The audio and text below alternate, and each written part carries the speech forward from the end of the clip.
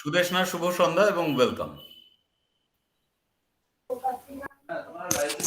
শুভ সন্ধ্যা।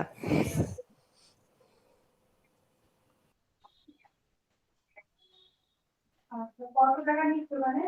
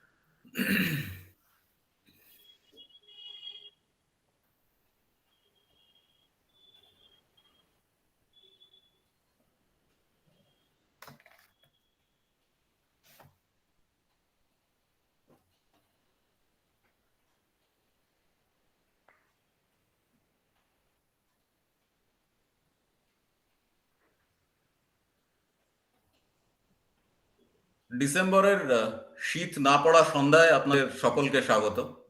আজ আপনারা যারা আমাদের সঙ্গে গুগল মিটে আছেন, আগামীতে আরো যত সেশন এগিয়ে যাবে তারা থাকবেন, এবং ভবিষ্যতে যারা আমাদের ইউটিউবে এই আলোচনাটি দেখবেন তাদের সকলকেই শুভ সন্ধ্যা জানিয়ে আমরা শুরু করি। আমরা জি দার্জিলিং গত 16ই নভেম্বর থেকে রাউন্ড টেবিল বলে একটা কনসেপ্টে আলোচনা শুরু করেছি। আমাদের 16ই নভেম্বর স্কুল যখন থেকে খোলার সিদ্ধান্ত পশ্চিমবঙ্গের বিদ্যালয় শিক্ষা দপ্তর নিয়েছেন, তারপরের থেকেই আমরা এই আলোচনাগুলো করছি। আমাদের মূলত প্রথম দিকে রাউন্ড টেবিলটা ছিল অপারেশন ব্যাক টু স্কুল। আমি 4টি ধাপে আমরা আলোচনাটা করেছি, যে কিভাবে স্কুল খোলা যাবে, স্কুল খোলা গেলে কিভাবে সেটাকে ম্যানেজ করা যাবে, এবং সেটাকে রিভিউ করেছি, রিভিজিট করেছি এবং এগিয়ে গেছি একটি পথের দিকে। এর পরবর্তীকালে বিদ্যালয় শিক্ষা দপ্তর থেকে আরো যে সমস্ত আলোচনাগুলো, দিক নির্দেশগুলো আমাদের কাছে এসছে, তাতে বিভিন্ন সময় দেখা গিয়েছে যে একটা লার্নিং লস ভিকটিমস যারা, অর্থাৎ যারা মোবাইলের সাপোর্ট পায়নি, অনলাইনে পড়ার সুযোগ পায়নি, এবং এখনো যারা হয়তোবা বিদ্যালয়ে গিয়ে উপস্থিত হয়ে উঠতে পারছে না, এদের লার্নিং লসটা কি করে মেকআপ করা সম্ভব।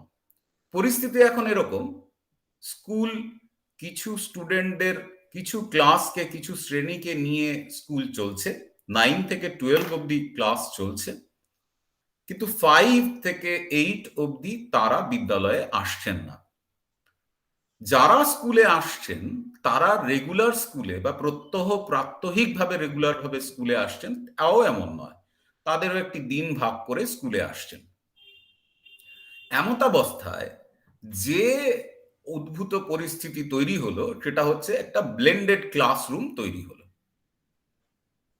ব্লেন্ডেড ক্লাসরুম শুধু স্টুডেন্টদের জন্য তৈরি হলো না, তৈরি হলো টিচারদের জন্য। তাদের ওয়ার্ক স্পেসটা, তাদের কাজ করার জায়গাটা হাইব্রিড হয়ে গেল। তাদের অনলাইনেও পড়াতে হচ্ছে, তাদের অফলাইনেও পড়াতে হচ্ছে। এমতাবস্থায় গিয়ে আমরা আমাদের পঞ্চম রাউন্ড টেবিল শুরু করছি আজ। আমাদের এই অধ্যায়ের থিম হলো ব্রিজিং দ্য লার্নিং লস। আমাদের আজকের সন্ধ্যের agenda blended classrooms and hybrid work space, issues in perspective for West Bengal. আমাদের আজকের এই এজেন্ডাগুলোয় আমরা কতগুলো ডিসকাশন পয়েন্ট কিভাবে এগিয়ে নিয়ে যাব। আমরা প্রথমে একটু জেনে নেব হোয়াট ইজ ব্লেন্ডেড লার্নিং। আসলে ব্লেন্ডেড লার্নিং বলতে কি বোঝায়, what are the features of A blended classroom. Blended ক্লাসরুমের ফিচার্স গুলো, বৈশিষ্ট্যগুলো কি, সবটাকেই কি ব্লেন্ডেড বলা যাবে? আর আমাদের সবচেয়ে বড় জানার জায়গা যে ব্লেন্ডেড ক্লাসরুম বা ব্লেন্ডেড লার্নিং আমি আমার government sponsored schools of West বেঙ্গলে কি করে ইমপ্লিমেন্ট করব। যদি ইমপ্লিমেন্ট করতে হয় বা যদি করি, সেটার তাহলে টিচারের রোল কি হবে, স্কুলের রোল কি হবে? এবং যেটা সবচেয়ে বড় জায়গা আমাদের বলে মনে হচ্ছে যে এই হাইব্রিড ওয়ার্ক স্পেস ম্যানেজ করতে গিয়ে টিচারদের একটা বার্ন আউট হওয়ার সম্ভাবনা আছে। সেটার থেকে টিচাররা, শিক্ষককুল কিভাবে বেরিয়ে আসবেন, কতটা সফল হবে তাদের প্রচেষ্টা। আমরা এই সব আলোচনা এগিয়ে নিয়ে যাব একটি পদ্ধতির মাধ্যমে। আজকে আমাদের একজন এক্সপার্ট রয়েছেন, সেই এক্সপার্টকে আবার কাউন্টারও করবেন। আমরা দুজন মানুষকে আজকে আমাদের সাথে পেয়েছি। আমাদের একজন হচ্ছেন সুদেষ্ণা দত্ত, আর একজন হচ্ছেন বিল্লনাথ পাল। আসুন ওনাদের মুখ থেকে শুনে নেই ওনারা কারা, কে, কি এবং কেন। আমি প্রথমে অনুরোধ করব সুদেষ্ণা দত্ত ম্যাডামকে ওনার সম্পর্কে যদি দু চার কথায় কিছু বলেন।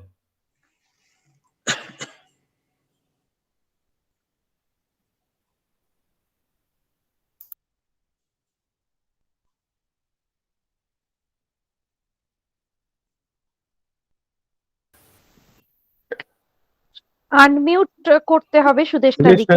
সুদেষ্ণা ম্যাডাম আনমিউট Very করুন sorry. নিজেকে একটু।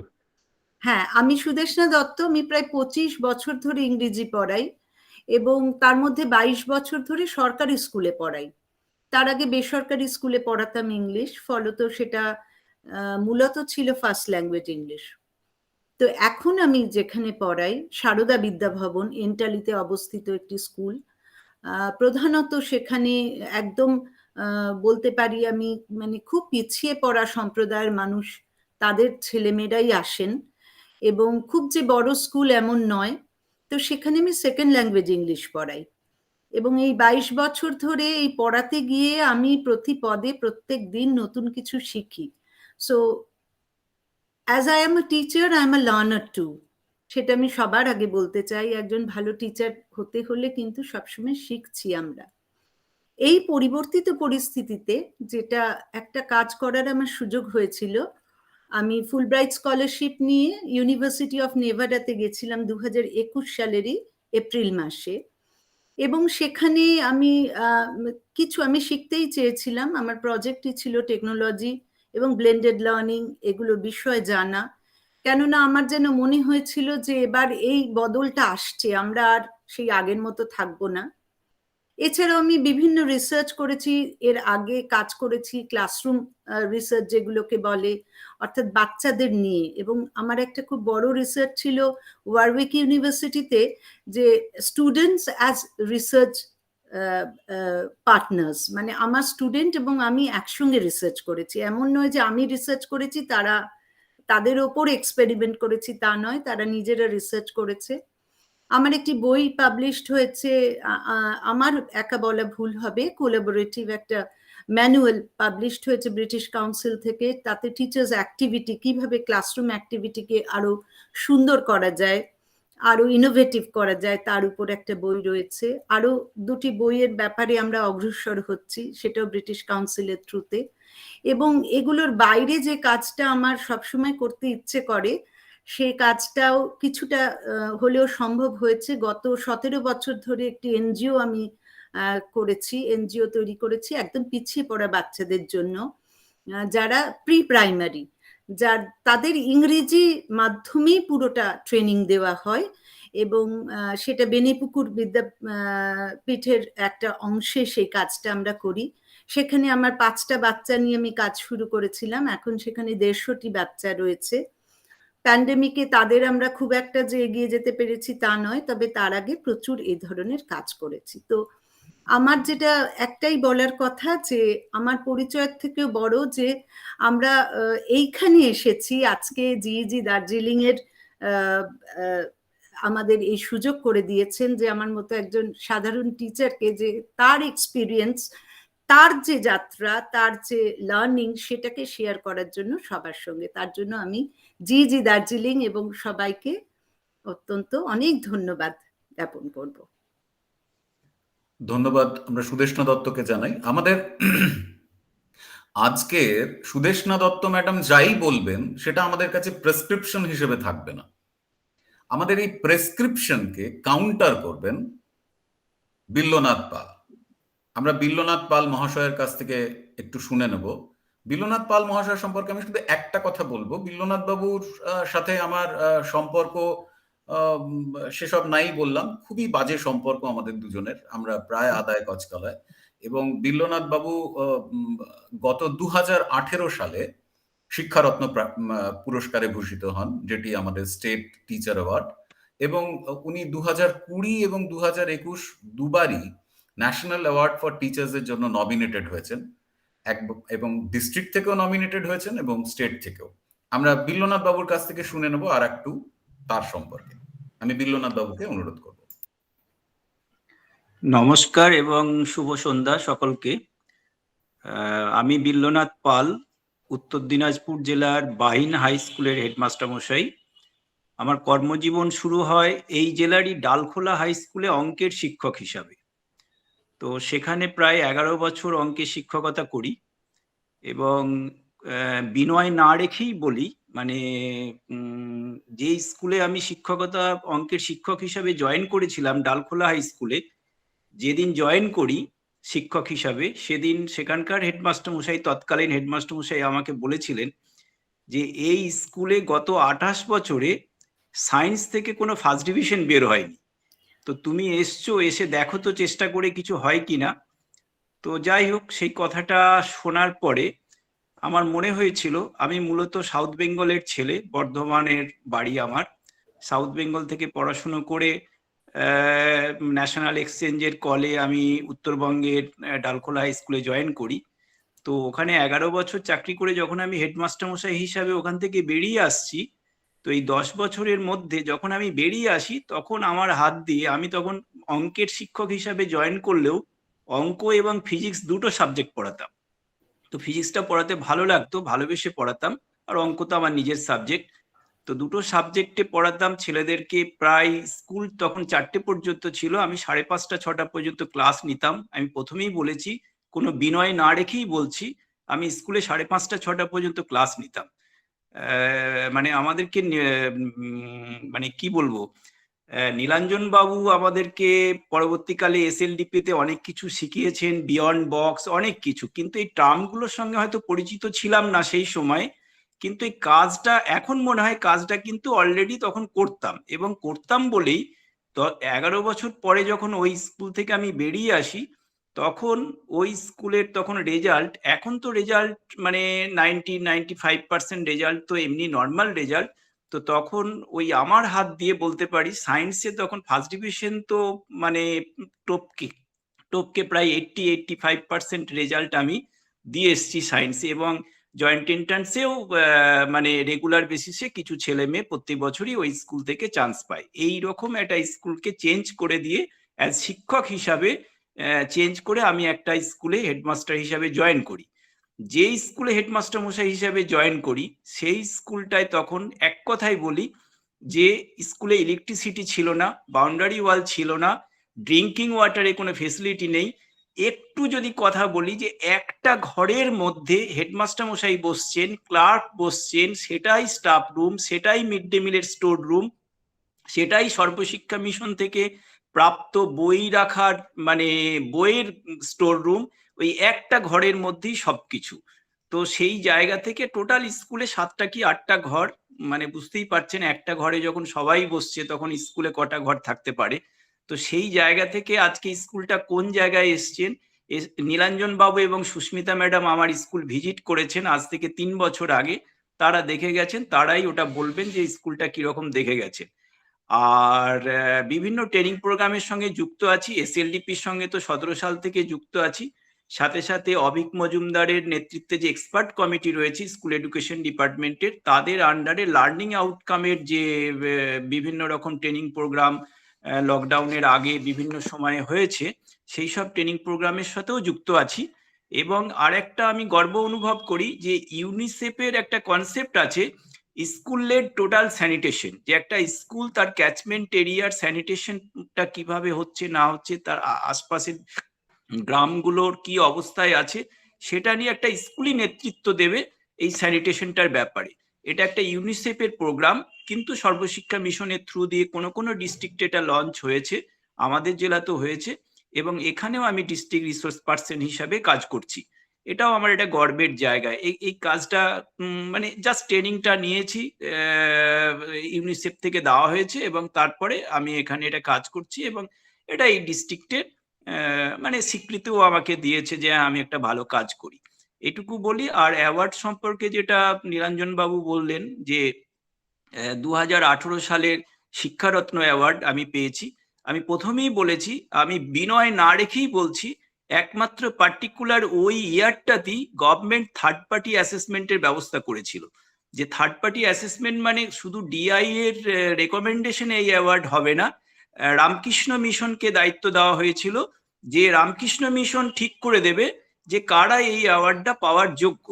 তো সেই রামকৃষ্ণ আমাদের নর্থ বেঙ্গল ডিস্ট্রিক্টগুলোর জন্য শিলিগুড়ি সার্কিট হাউসে পশ্চিমবঙ্গের 4 প্রান্তে 4 জন স্বামীজিকে নিয়ে বোর্ড গঠন হয়েছিল এবং এডুকেশনাল যে টেকনিকগুলো আছে বা এডুকেশনাল হেডমাস্টার্স ম্যানুয়াল সংক্রান্ত বিভিন্ন সার্কুলারগুলো আছে সেগুলো নিয়ে টেস্ট করার জন্য তৎকালীন কোচবিহারের ডিআই ছিলেন। আর মূলত স্ক্রিনিংটা করেছিলেন এই 4 জন স্বামীজি। তো তাদের সামনে 40 মিনিট নিজের কাজকর্ম সম্পর্কে প্রেজেন্টেশন দিয়ে আমি তাদের দ্বারা মানে কি বলবো সিলেক্টেড হয়ে আমি এই অ্যাওয়ার্ডটা পেয়েছিলাম। এবং এটা আমি গর্বের সাথে বলে সব জায়গায় বলি, আমাকে কেউ পাইয়ে দেয়নি, রীতিমতো যোগ্যতা অর্জন করে আমি এই অ্যাওয়ার্ডটা পেয়েছি। আমি এতগুলো কথা এই কারণে বলছি যে এটা শিক্ষারত্ন অ্যাওয়ার্ড, তো অনেক রকম অনেক জায়গায় বিরূপ মন্তব্য আসে যে পার্টি এই ওই সেই রেকমেন্ডেশনে হয়ে যায়। Particular that year, that is 2018, এই ইয়ারটাতে রামকৃষ্ণ মিশন কিন্তু এটা রেকমেন্ড করেছিল আমার নাম এই জেলা থেকে এবং সেখান থেকে পেয়েছি। এবং এই জায়গায় একটা কথা একটু বাড়তি কথা বলে ফেলছি, সেটা হচ্ছে লাস্ট প্রশ্ন ছিল রামকৃষ্ণ মিশনের একজন স্বামীজির যে আপনাকে গভর্নমেন্ট কেন শিক্ষারত্ন অ্যাওয়ার্ড দেবে বা আমরাই আপনাকে সিলেক্ট করব কেন, এই প্রশ্নটা আমাকে লাস্ট প্রশ্ন করেছিলেন তারা।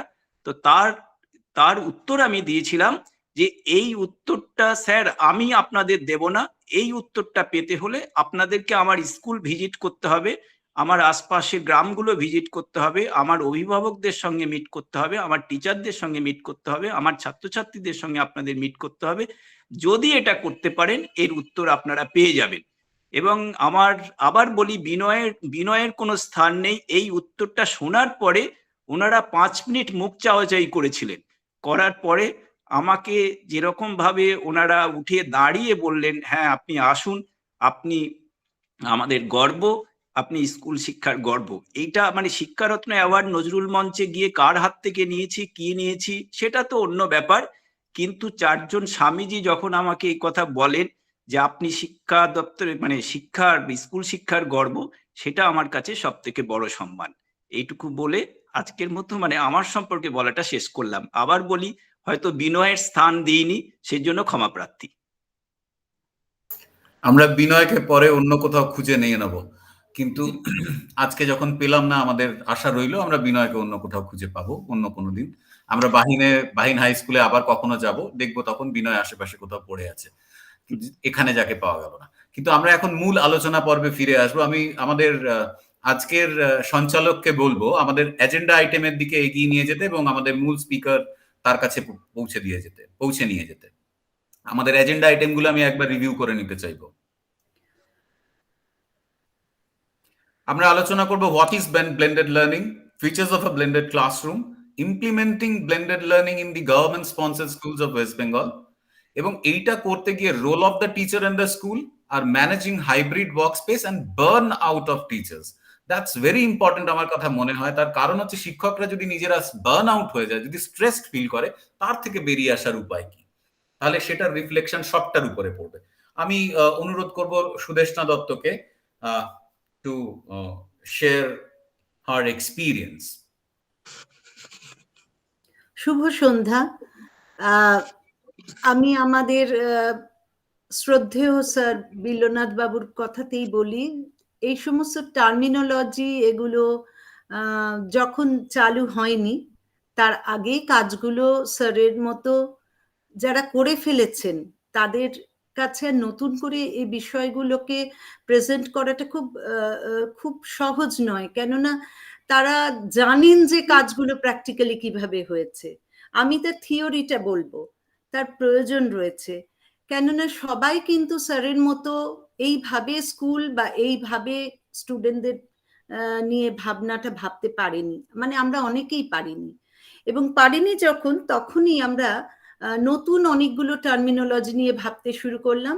তার মধ্যে যেরকম blended classroom and hybrid workspace, কথাগুলো শুনতে খুব সুন্দর, খুব ভারী, কিন্তু কথাগুলো প্র্যাকটিক্যাল, তার অ্যাপ্লিকেবিলিটি তা কিন্তু অতটা সহজ নয়। অর্থাৎ যা কিছু আমি মোবাইলের মাধ্যমে পাঠিয়ে দিলাম, ভিডিও শেয়ার করলাম, তাই কি ব্লেন্ডেড লার্নিং? সো আমরা যদি একটু থিওরিটা জানতে চাই, আমরা সব টিচাররা যদি একটু ভালোভাবে বুঝতে চাই, তাহলে আমাদের সুবিধা হবে অন্তত ভাবতে যে কোন স্কুল, প্রত্যন্ত অঞ্চলের স্কুল কি আমার আরবান স্পেসের স্কুল, কোন স্কুলে কোন ধরনের, কোন মডেলটা আমি ফিট করতে পারলে আমি একটা সাকসেসফুল টিচারের রোল প্লে করতে পারবো, টিচার লিডারের রোল প্লে করতে পারবো, পেডাগজিক্যাল লিডারের রোল প্লে করতে পারবো, এবং আমার বার্ন আউটটা সেই পরিমাণ হবে না। অর্থাৎ যে ভয়টা আমি পাচ্ছি সেই ভয় থেকে বেরিয়ে আসার জন্য কখনো কখনো এই থিওরিগুলো আমাদের সাহায্য করে ভাবতে।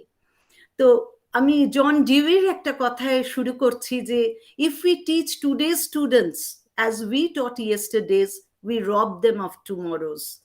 আমায় ভাবতে হবে, আমি যখন 2001 সালে স্কুলে পড়ানো শুরু করেছিলাম আর আজকে যে স্টুডেন্টদের পড়াচ্ছি, তাদের চিন্তা ভাবনা, তাদের এক্সপোজারের মধ্যে ব্যাপক একটা পরিবর্তন ঘটে গেছে। তাদের এক্সপোজার হয়ে গেছে কিন্তু টেকনোলজির সঙ্গে। তো আমি যদি তাল মিলিয়ে সেটার মতো চলতে না পারি, আমি কিন্তু শুধু আমার নিজের ক্ষতি করব না, আমি তাদেরও অনেকটা ক্ষতি করে দেব। তো আমাদের এইটা দিয়ে আমি শুরু করলাম। Next slide please. এই দুটো কথা আমি নিজে মন থেকে খুব বিশ্বাস করি যে the basic philosophy of blended learning lies in the utterance technology will not replace great teachers, but technology in the hands of great teachers can be transformational. অর্থাৎ আমাকে টেকনোলজি গাইড করবে না, কিন্তু আমি টেকনোলজিকে ইউজ করে I can become the best teacher, এবং সেই potential আমাদের মধ্যে রয়েছে। দ্বিতীয় কথাটা, এই ট্যাবুস গুলো থেকে বেরিয়ে আসতে হবে। Blended learning provides opportunity to move from traditional rigid teacher centric classroom to more open learner centric environment. যে এই কথাগুলো আমরা বারবার বলি, খুব ক্লিশে হয়ে গেছে টার্মগুলো, কিন্তু সত্যি কতটা লার্নার সেন্ট্রিক ক্লাসরুম আমরা করতে পারি? আর সেই কারণেই কি আমরা ফিল হই সবসময় আমরা পিছিয়ে পড়ি, আমরা এলোতে পৌঁছতে পারি না? সেগুলো ভাববার বিষয় কিন্তু এখন এসেছে। Next slide. আচ্ছা, আমি দুটো ডেফিনিশন সিলেক্ট করেছি ব্লেন্ডেড লার্নিং সম্বন্ধে। বিভিন্নভাবে আমি দুভাবে সাজিয়েছি ব্লেন্ডেড লার্নিং, যাতে আমার বুঝতে সুবিধা হয়, বোঝাতে সুবিধা হয়। প্রথম ডেফিনিশনে আমি বলছি blended learning is a mixture of learning methods. মনে রাখতে হবে লার্নিং মেথডস বলেছি, শুধু টেকনোলজি নয়, that incorporate multiple teaching models, most frequently e-learning and traditional face-to-face learning. অর্থাৎ শুধু ই-লার্নিং আর ফেস টু ফেস লার্নিং নয়, আর কোনো ইনোভেটিভ, আর কোনো মডেল যদি আমি ইউজ করতে পারি, that will be also included in the definition of blended learning.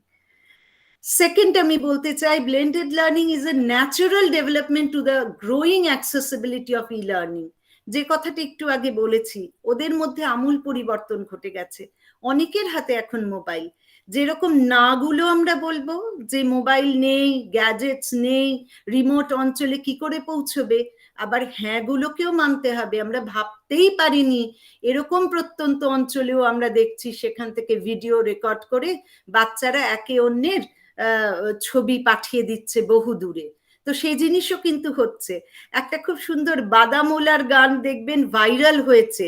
বাদামোলা তার গান গেয়ে গিয়ে বাদাম বিক্রি করেন, সেটা সারা জায়গায় নাকি ভাইরাল হয়েছে, কালই আমি শুনেছি। কিন্তু আশ্চর্য ব্যাপার, উনি কত প্রত্যন্ত অঞ্চলে রয়েছেন, সেখান থেকে তার ওই গান ভাইরাল হয়ে ছড়িয়ে পড়েছে। তো আমার এই অ্যাক্সেসিবিলিটি অফ ই-লার্নিং আর online resources and the continued need for a human component in the learning experience, এটাকে ভাবতে হবে। তাহলে কি ব্লেন্ডেড লার্নিং একটা ন্যাচারাল ডেভেলপমেন্ট নয়? যেখানে আমূল পরিবর্তন হয়ে যাচ্ছে সমাজের, সেখানে আমি যদি দুটোকে ব্লেন্ড করি, অর্থাৎ আমার হিউম্যান কম্পোনেন্ট টিচার, তাকে বাদ দিয়ে কিন্তু ব্লেন্ডেড লার্নিং নয়। এই ট্যাবুসটা অনেকের মধ্যে রয়েছে আমাদের, যে ও ব্লেন্ডেড লার্নিং মানে তো তাহলে টিচারের আর প্রয়োজন নেই, টিচারদের বোধহয় চাকরি সব চলে যাবে। না, তা নয়। উইদাউট দ্য হিউম্যান কম্পোনেন্ট, কেননা আমার যারা স্টেকস তারা কারা? স্টুডেন্টরা, আমরা। এবং আমি তো সবসময় এই কথা বলে থাকি যে টিচারের থেকে বড় টিএলএম আর কেউ নেই। টিচার নিজে পার্সোনালি একজন বড় টিএলএম, যে কথা বিল্লদা একটু আগে বলেছেন, 5:30 6টা অব্দি ক্লাস নিয়েছেন। তার জন্য তো ওনার মানে আলাদা করে তাকে ট্রেনিং কাউকে দিতে হয়নি। So teacher himself and herself. তাহলে আমার ব্লেন্ডেড লার্নিং এর মধ্যে এই কনসেপ্টটা যেন আমার কাছে ক্লিয়ার থাকে, টিচারকে বাদ দিয়ে, স্টুডেন্টকে বাদ দিয়ে শুধু অনলাইন একটা প্ল্যাটফর্ম কিন্তু ব্লেন্ডেড লার্নিং নয়। Next slide. এবার আমি একটু থিওরির কথা বলবো, যে 6টা ব্লেন্ডেড লার্নিং সম্বন্ধে আমরা থিওরিটিক্যালি জানতে পারি। কি কি সেই 6টা different kinds of blended learning models? They are the 6 things, 6 types that I will talk about at the first. প্রথমে আমি 6টার কথা বলবো। ফার্স্ট ওয়ান হলো অনলাইন, তারপর রোটেশন, তারপর ফ্লেক্স মডেল, তারপর personalize blend model, online lab model and self blend model. আমি একটু যাব প্রথমটায়, পরের স্লাইডটায়, যেটা অনলাইন মডেল, বা অনেকে আমরা বলে থাকি এটাকে অনলাইন ড্রাইভার মডেল। এখানে কিন্তু এই মডেলটাই বলা হচ্ছে instruction occurs via online platform with periodic face to face meetings. তার মানে এখানে কম্পিউটার বা অনলাইন প্ল্যাটফর্মের রোলটা অনেক বেশি। এবং রোলটা বেশি অর্থে এটা নয় যে টিচার সেখানে নেই, তিনিই সিলেক্ট করে দিচ্ছেন কিন্তু, বা স্টুডেন্টের নিড অনুযায়ী, সেগুলো আমরা পরে আসবো। কিন্তু এখানে মেন বেসিকটা কি, বেসিক জিনিসটা বুঝতে হবে যে এখানে অনলাইন প্ল্যাটফর্মে পুরোটা করানো হচ্ছে, periodic face to face meetings হচ্ছে। তাহলে most learning takes place within the online driver model is completed online. পুরোটাই অনলাইনেই কমপ্লিট করা হচ্ছে মোস্ট। কিন্তু বলছে কোনো কোনো কেসে আমার যখন টিচারের ইন্টারভেনশন দরকার হচ্ছে, আমি কিন্তু periodic face to face meetings এর ব্যবস্থা সেখানে করতে হবে। নেক্সট, পরেরটা আমি বলবো rotational model of blended learning. এই রোটেশনাল মডেলে একটা খুব অদ্ভুত ব্যাপার, যে আমরা তো বললাম ওখানে পিরিয়ডিক কথাটা বলেছি, আর এখানে আমি বলছি students rotate between self paced online learning and face-to-face instruction. Schedules are fixed but flexible. Last point খুব ইম্পর্টেন্ট। অর্থাৎ স্টুডেন্টের আগে আমি বলেছি পুরোটাই অনলাইন প্ল্যাটফর্ম, অর্থাৎ 2টো থেকে 4টে অবধি আমার অনলাইনে বসে ক্লাসটা করতে হবে।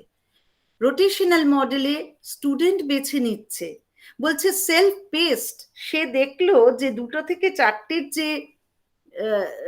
যেটা শেখানো হচ্ছে তার আগে তার কিছু শেখা দরকার, তাহলে সে কিন্তু ব্যাকওয়ার্ড পেসে যেতে পারছে। এখানে এই ফ্লেক্সিবিলিটিটা টিচার তাকে দিচ্ছে, এই ফ্লেক্সিবিলিটিটা অনলাইন প্ল্যাটফর্মও তাকে দিচ্ছে। একই সঙ্গে ফেস টু ফেস ইন্টারাকশনও কিন্তু থাকছে, ইনস্ট্রাকশনও থাকছে। সে কোনো জিনিস সেখানে কমপ্লিট, ওটা অনলাইনের মতো পুরো কমপ্লিট ওখানেই বোঝানো হচ্ছে না, তার বাইরে ফেস টু ফেস তাকে সাপোর্ট দেওয়া হচ্ছে। অর্থাৎ সে রোটেশনে যেতে পারছে, সে যদি আবার ফিরে আসতে চায় অনলাইনে, আবার সে ব্যাক করে ফিরে আসতে পারছে। সেই জন্য এটা একটা cyclical motion. Next one, flex model. এটা আমরা খুবই মানে আমাদের জন্য এটা এত ভালো, এত ইম্পর্টেন্ট, যে এবং এটা আমরা কিন্তু ইউজই করি, কিন্তু আমরা সবসময় এটাকে ভাবি না যে আমরা এই মডেলটা ইউজ করছি। এখানে most instruction is developed online with teachers providing as needed support in small group settings. এগুলো হয় কোথায় হয়? এগুলো রিমোট লার্নিং এর ক্ষেত্রে খুব ব্যবহার হয় ফ্লেক্স মডেলটা।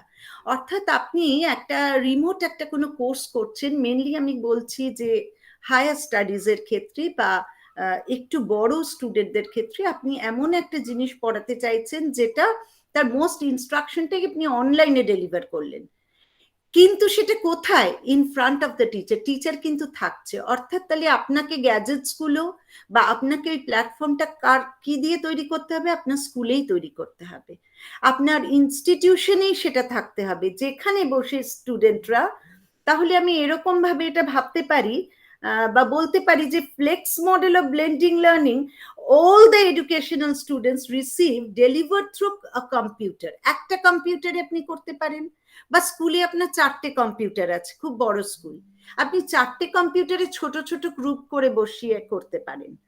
আমি অ্যাপ্লিকেবিলিটির কথা এখানে যাব না, আমার কাছে প্রশ্ন আসবে, আমি জানি প্রচুর প্রশ্ন আসবে, তখন আমি উত্তরগুলো দেব। কিন্তু এই ফ্লেক্স মডেলে কি হচ্ছে, অনলাইনে সে অ্যাক্সেস করছে আপনার সামনে বসে, টিচারের সামনে বসে, ফলে টিচার কিন্তু রেডি, তাকে হেল্পটা কনস্ট্যান্ট করে যেতে পারছে। এবং small group setting is very important here. বড় ক্লাসরুমে আমরা যে কাজটা করতে পারি না, ফ্লেক্স মডেলে এটা অনেক বেশি সহজ হয়ে যায়। Next one, personalised blend model. এটাও আমি বিশেষভাবে বলবো, এটা একটু বড় স্টুডেন্টদের জন্য খুবই ভালো, মেনলি 9, 10, 11, 12। বলছে teacher designs face to face and anywhere anytime learning options. আমার নিজের ক্ষেত্রে that straddle the physical classroom and virtual spaces. আমার নিজের ক্ষেত্রে এরকম হয়েছে, আমার মেয়েদের তো সবার গ্যাজেটস নেই, ফলে আমি এমন কিছু সোর্স তাদের দিয়ে রেখেছি যেটা তারা এনি টাইম এনিওয়্যার তারা অ্যাক্সেস করতে পারবে। এমনকি এটাও আমাকে চেষ্টা করতে হবে সবসময় তারা যে নেট পাবে তা নয়, তাহলে নেটের বাইরে গিয়েও তারা কিভাবে, অফলাইনেও তারা কিভাবে সেটা অ্যাক্সেস করতে পারবে। এই পার্সোনালাইজ ব্লেন্ড কিন্তু আমাদের সেই বিষয়ে আমাদের হেল্প করে। ফলে ভার্চুয়াল স্পেস আর ফিজিক্যাল ক্লাসরুমের যে বড় একটা স্ট্র্যাডল, মানে এত বড় একটা স্পেস, সেইটাকে আমি যেন লার্নিং গ্যাপটাকে কেন আমি জুড়তে পারছি, আমার যে ছবিটার মতো। অর্থাৎ আমি এইখান থেকে আরেকটা ভার্চুয়াল স্পেস থেকে আমার ফিজিক্যাল ক্লাসরুমে কি হয়েছে সেখানে ফিরে যাওয়াটা বাচ্চার পক্ষে যেন অনেকটা সহজ হয়। সেটা কিভাবে, এবং কোন বাচ্চা, যে বাচ্চা আজও স্কুলে এসে পৌঁছতে পারেনি, যে বাচ্চার কাছে এখনো মোবাইল পৌঁছয়নি, তার কাছেও কিন্তু আমি পার্সোনালাইজড ব্লেন্ড মডেল নিয়ে পৌঁছতে পারি। কিভাবে, সেগুলো পরে ডিসকাশনে আমার আসবে, কিন্তু এটা আমাদের জানাটা খুব প্রয়োজন, বিশেষত গভর্নমেন্ট স্কুলের টিচারদের ক্ষেত্রে। নেক্সট ওয়ান, সরি 1 মিনিট, একটু ব্যাক করো। এখানে একটা মনে রাখতে হবে, লার্নিং ইজ কনস্ট্যান্ট। এখানে কিন্তু সে সবসময় শিখছে, রাত 12টাতেও শিখতে পাচ্ছে, আবার সকালবেলা যে উঠছে 8টার সময়ও শিখতে পাচ্ছে, and time is variable. Learning কিন্তু constant. Next one, online lab model. এটা তো এখন আমাদের অনেকেরই আইসিটি ল্যাব আছে। আমার নিজের একটা স্বপ্ন আছে যে আমি একটা ল্যাঙ্গুয়েজ ল্যাব আমার স্কুলের জন্য তৈরি করতে পারবো, আমার লং টার্ম গোল। আমরা যখন এসএলডিপি করেছি আমরা বলেছি short term goal, long term গোলের কথা। তো আমাদের তো এখন আইসিটি ল্যাব অনেক জায়গায় আছে, এবং অনেক গ্রামাঞ্চলে গিয়েও দেখেছি আমি, খুব ভীষণ ভালো সেখানে মাস্টারমশাইরা খুব সুন্দর ল্যাবের একটা সাপোর্ট পাচ্ছেন, রয়েছে সেখানে ল্যাব। তো সেই ল্যাবের মধ্যে কিন্তু আমরা বলছি instruction takes place in a brick and mortar lab delivered by an online teacher and supervised on site by para professionals। অর্থাৎ আমি আজকে স্কুলে অ্যাবসেন্ট, আমি চাই আমার ক্লাসটা কিন্তু যেন অফ না হয়। তো এমন কোনো টিচার যে আমার স্টপ গ্যাপে যেত, সে আমারই পড়ানো, সে কিন্তু অনলাইনে আমি যেভাবে আমার লেসন প্ল্যান করে যেভাবে অ্যাক্টিভিটিগুলো শেয়ার করতে চাই, টাস্ক শেয়ার করতে চাই বাচ্চাদের কাজ, সে কিন্তু জাস্ট অনলাইন ল্যাবে নিয়ে গিয়ে বাচ্চাদের সেটা খুলে দিল, এবং তারা করবে, গাইডেন্সটা দিচ্ছেন সাইডের কোনো টিচার হতে পারেন, প্যারা প্রফেশনাল বলতে এখানে যিনি টেকনিক্যাল ল্যাবের যারা অ্যাসিস্ট্যান্ট থাকেন তারা থাকতে পারেন, তারা তাকে চালানোটা শিখছে, বাচ্চা কিন্তু নিজের পেসেই শিখবে। এই ক্ষেত্রেও কিন্তু অনেকটা ফ্লেক্স মডেল আমাদের এখানে মানে প্রযোজ্য। কিন্তু আমি তাও বলবো অনলাইন ল্যাব মডেলকে অনেকে বলে থাকতেন আগে যে এটা শুধু বড়দের জন্য, অ্যাপ্লিকেবল। কিন্তু এই 2014-15 সাল থেকেই এটা ইউরোপ এবং আমেরিকার বেশ কিছু স্কুলে ওরা একদম প্রি প্রাইমারি বাচ্চাদের উপরেও এটা চালিয়ে দেখেছে ভীষণ তাড়াতাড়ি। এর উপর অনেকগুলো রিসার্চের কাজ রয়েছে, সব তো এখানে বলা যাবে না। ওরা দেখেছেন যে ভীষণভাবে খুব ফাস্ট যারা পিছিয়ে পড়া বাচ্চা ছিল তাদের ওই একটা কম্পিউটারের সামনে বসিয়ে দিয়ে চালিয়ে দিয়ে ভিজুয়াল এফেক্টে তারা কিন্তু অনেক বেশি এগিয়ে গেছে। আমার সেই পুরনো ছোটবেলায় আমার নিজের শেখা প্রি নার্সারির একটা কথা মনে পড়ে, যেটা আমি এটা বলতে গিয়ে বারবার বলি যে teach me I will forget, teach me I will forget, show me আমাকে দেখানো হোক, show me I will remember, involve me I will learn, আমি বলি আই উইল আন্ডারস্ট্যান্ড। যতক্ষণ না বাচ্চাটার ইনভলভমেন্ট হচ্ছে ততক্ষণ কিন্তু লার্নিংটা সেভাবে সম্ভব নয়। Next, self blend model. এটা তো অনেকটাই আমাদের বড় স্টুডেন্টদের খুব কাজে লাগে। আমরা দেখেছি students take online courses to supplement the traditional schools face to face course catalogue. এটা কিন্তু এখন অনেকে করছে, যেরকম আমি নিজে দেখেছি বাচ্চাদের, বড় বাচ্চাদের 9-10 ক্ষেত্রে বলছি, 11-12 কোনো প্রজেক্ট দিলে ওরা কিন্তু চেষ্টা করছে অন্যান্য, এটা নিয়ে কিন্তু অনেক দ্বিমত রয়েছে। আমার স্কুলের টিচারদের সঙ্গেও আমার এই নিয়ে কথা হয় যে কেন ওরা ইউটিউবে দেখবে। আমি বলি যে ওরা যে ইউটিউবে, আমি একটা গল্প পড়ালাম, ধরুন গল্প বুড়ো একটা গল্প আছে ছোটদের, ওদের পড়ালাম, ওরা আমার কাছে নিয়ে এসেছিল গল্প বুড়োর একটা কমিক সিরিজ বেরিয়েছে, সেইটা আমাকে দেখিয়ে বলল ইউটিউবে এটা দেখেছি। তো অনেকেরই আপত্তি, কিন্তু আমার মনে হয় ইউটিউবে তো ওরা হিন্দি গান দেখে, ইউটিউবে তো ওরা সিনেমা দেখে, ইউটিউবে অনেক কিছু দেখে, আমরা ঠেকাতে পারি না। কিন্তু ও যে গল্প বুড়োর কমিক স্ট্রিপটা আমার কাছে নিয়ে এসেছে ইউটিউবে দেখানোর জন্য, এইটাতে কিন্তু আমি খুব খুশি হয়েছিলাম যে ও কিন্তু দেখুন মানে আনকনসিয়াসলি, আমি ওকে বলিনি, ও কিন্তু সেলফ ব্লেন্ড করে নিয়েছে। ও দেখেছে আমাকে দিদি যেরকম করে ভিডিও পড়িয়েছিল, আমাকে যেরকম, এই যে 6 এর বাচ্চার কথা বললাম, যে আমাকে যে হোয়াটসঅ্যাপে পড়িয়েছিল, ও হোয়াটসঅ্যাপ ঘাটতে ঘাটতে ইউটিউবে দেখেছে, গল্প বুড়ো দিয়ে সার্চ করেছে। তাহলে দেখুন একটা 6 এর বাচ্চা, সে কিন্তু এই ব্লেন্ডিংটা নিজে নিজে করে ফেললো। তো সেলফ ব্লেন্ড মডেল কিন্তু ভীষণ ভালো, কারণ নিজে থেকে কিছু শিখলে আমরা জানি সেটা কিন্তু আমরা কখনোই ভুলি না, এবং সেই শেখাটার মধ্যে যেরকম আনন্দ আছে সেরকম ডিসকভারির একটা অহংকারও আছে, এবং সেটা বাচ্চাদের অবশ্যই লিডারশিপ কোয়ালিটির দিকে অনেকটা উন্নত করে। Next one. তাহলে এত যে আমরা থিওরি নিয়ে বলছি, আলোচনা করছি, ওয়াই ব্লেন্ড, একটু ডিস্টার্ব করব Sudeshna madam, if I am allowed to.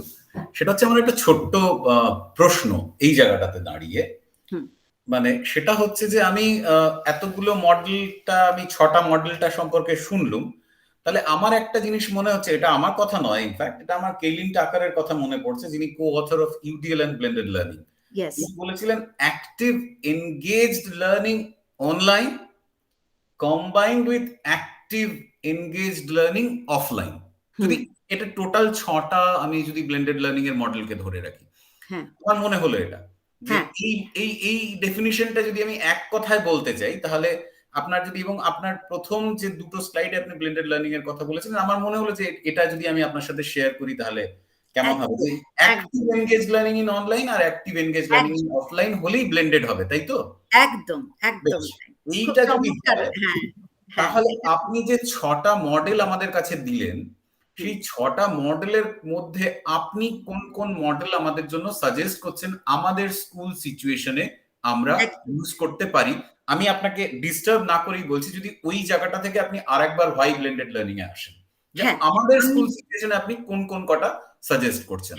আমি একটু বলি নীলাঞ্জন, আমি ঠিক পরে, আমি কেন ওটা আগে দিইনি, আমি একটু পরেই ওটা বলেছি যে কোন 3টে, আর 3টে মডেলের কথা আমি বলিনি, 6টার বাইরে আর যে 3টে মডেলের কথা আমি বলিনি যেটা অ্যাপ্লিকেবল ফর আওয়ার স্কুলস, সেইটা আমি জাস্ট একটু পরে আলোচনা করতে চাই। তাহলে আমার মনে হয় যে আলোচনাটার একটা মানে ধারাবাহিকতা থাকবে। আমার মনে হয় সেটা সুবিধা হবে। সেটা কি করব না আগে আমি না, ওটা খুবই আমি আসলে এই না না না একদম আমি ওটা রেখেছি প্রশ্ন করে ফেললুম আর কি, প্রশ্নটা মনে না এলো না বলে খুব করে ভালো। ফেললুম। প্রশ্ন না করলে তো আমার আমি উত্তর দিতে সবাইকে অসুবিধা। বলবো। হ্যাঁ। প্রশ্ন না করলে উত্তর দিতে অসুবিধা। হ্যাঁ বিল্লদা কোনো প্রশ্ন আছে? না ঠিক আছে, পরে বলছি। আচ্ছা আচ্ছা, ওয়াই ব্লেন্ডেড লার্নিংটা আমি খুব ছোট্ট করে বলে দিই। এটা কিন্তু 14টা জাস্ট কি বলবো, মানে এরকম হাজার হাজারটা হতে পারে ওয়াই। তার মধ্যে আমি কয়েকটা খুব ফাস্ট পড়ে যাব। Pandemic and lockdown breaks down the traditional walls of teaching learning. Learning experience can be tailored with access to present day technologies. আমি টেলার করতে পারি, আমি কেটে ছেটে কোনটা দেব কোনটা দেব না, কিভাবে তাকে ম্যানিপুলেট করব, এগুলো আমি ভাবতে পারি। Flexible time frame can be personalise to each person, আলাদা আলাদা করে প্রতিটা বাচ্চার জন্য আলাদা ব্লেন্ডিং হতে পারে। Learners can learn at their own pace, access to material anytime anywhere, access to global resources, এটা খুব ইম্পর্টেন্ট। এটা আগে ছিল না আমাদের ট্র্যাডিশনাল ক্লাসরুমে, খুব অসুবিধা হতো। আমার তো নিজেরই হতো, অর্ধেক বই আমরা ন্যাশনাল লাইব্রেরি আর ইয়েতে খুঁজে পেতাম না। meets the student level of knowledge and interest, develops smart communicative skills, self-pacing, more engaged students, যে এনগেজমেন্টের কথা নীলাঞ্জন বাবু বললেন, more team learning, training in 21st century skills। এরকম কিন্তু হাজারটা পয়েন্ট আছে, আমি খালি 14টার কথা বললাম। Next slide please. তাহলে আমার ব্লেন্ডেড লার্নিং এর উদ্দেশ্যটা কি, আমি কি করতে চাই সেটাও তো আমাকে জানতে হবে। আমি কি শুধু ওকে হোয়াটসঅ্যাপে পড়া দিলাম, সিডি রম দিয়ে দিলাম, কি আমি একটা ভিডিও শেয়ার করলাম, is it that? Blended learning এর এটা সামার মডেল, দিস ইজ মানে এটা খুবই মানে একটা খুব বলবো খুব সহজভাবে খুব জেনারেলি বুঝিয়ে দেওয়ার মতো একটা মডেল সামার মডেলটা, যেখানে বলা হচ্ছে substitution. Technology acts as direct substitute with no functional change. এটা তো আমরা করে থাকি, একটা জিনিস পড়ালাম আরেকটা রিসোর্স আমি দিয়ে দিলাম। অগমেন্টেশন, যেখানে technology acts as a direct substitute with functional improvement, কিছু ফাংশনাল ইমপ্রুভমেন্ট আমি করেছি। মডিফিকেশন করেছি, technology allows for significant task redesign. একটা টাস্ক আছে আমার দেওয়া আছে, আমি করিয়েছি ক্লাসে, সেটাকে রিডিজাইন করতে পারি, আমি মডিফাই করতে পারি বাচ্চার পেস অনুযায়ী, বাচ্চার স্ট্যান্ডার্ড অনুযায়ী, ক্লাসের চাহিদা অনুযায়ী। Redefinition, technology allows for the creation of new task previously inconceivable. আচ্ছা, এখানে যেটা হচ্ছে এনহান্সমেন্ট আর ট্রান্সফরমেশন, দুটোই সামার মডেলের মূল বক্তব্য। এটা আমি জাস্ট থিওরিটার ঢুকেছিলাম বলে আমি ভাবলাম এটা একটু বলে রাখাটা মানে উচিত, মানে এটা আমরা জানি তবু আরেকবার এটা জানানো হলো। Next slide please. এইখানে এসে আমি নীলাঞ্জনের কথায় বোধহয় খানিকটা উত্তর দেওয়ার চেষ্টা করব। আমি জানি ছবিটা খুব হেজি, এটা বুঝতে একটু সুবিধা হবে। আমি সামার মডেল কেন বলেছিলাম? আচ্ছা, আমি ক্লাসরুমে, এটা আমাকে অনেকে প্রশ্ন করেন ক্লাসরুমে কিভাবে আমরা এগুলোকে এফেক্টিভ করব আমাদের ক্লাসরুমে।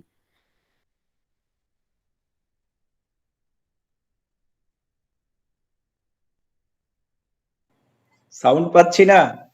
আপনি মিউট হয়ে গেছেন সুদেষ্ণা ম্যাডাম। মিউট হয়ে গেছে? ও সরি, এবার শোনা যাচ্ছে না চাপ করে? হ্যাঁ, হ্যালো, আই এম অডিবল?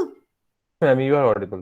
হ্যাঁ হ্যাঁ, এই সামন মডেলের এইটা যে আমি অ্যাপ্লিকেবিলিটি যেটা নীলাঞ্জন বাবু বললেন, সেই জায়গায় এসে বলছি কি কি করতে পারি। রিডেফিনিশনের এক্সাম্পল আমি কয়েকটা দিয়েছি। দেখুন, create an iBook, collaborative infographic, collaborative mind map, create an iMovie. Modification কি কি করতে পারি? Collaborative note taking, peer edit outside class, collaborative research, create an infographic.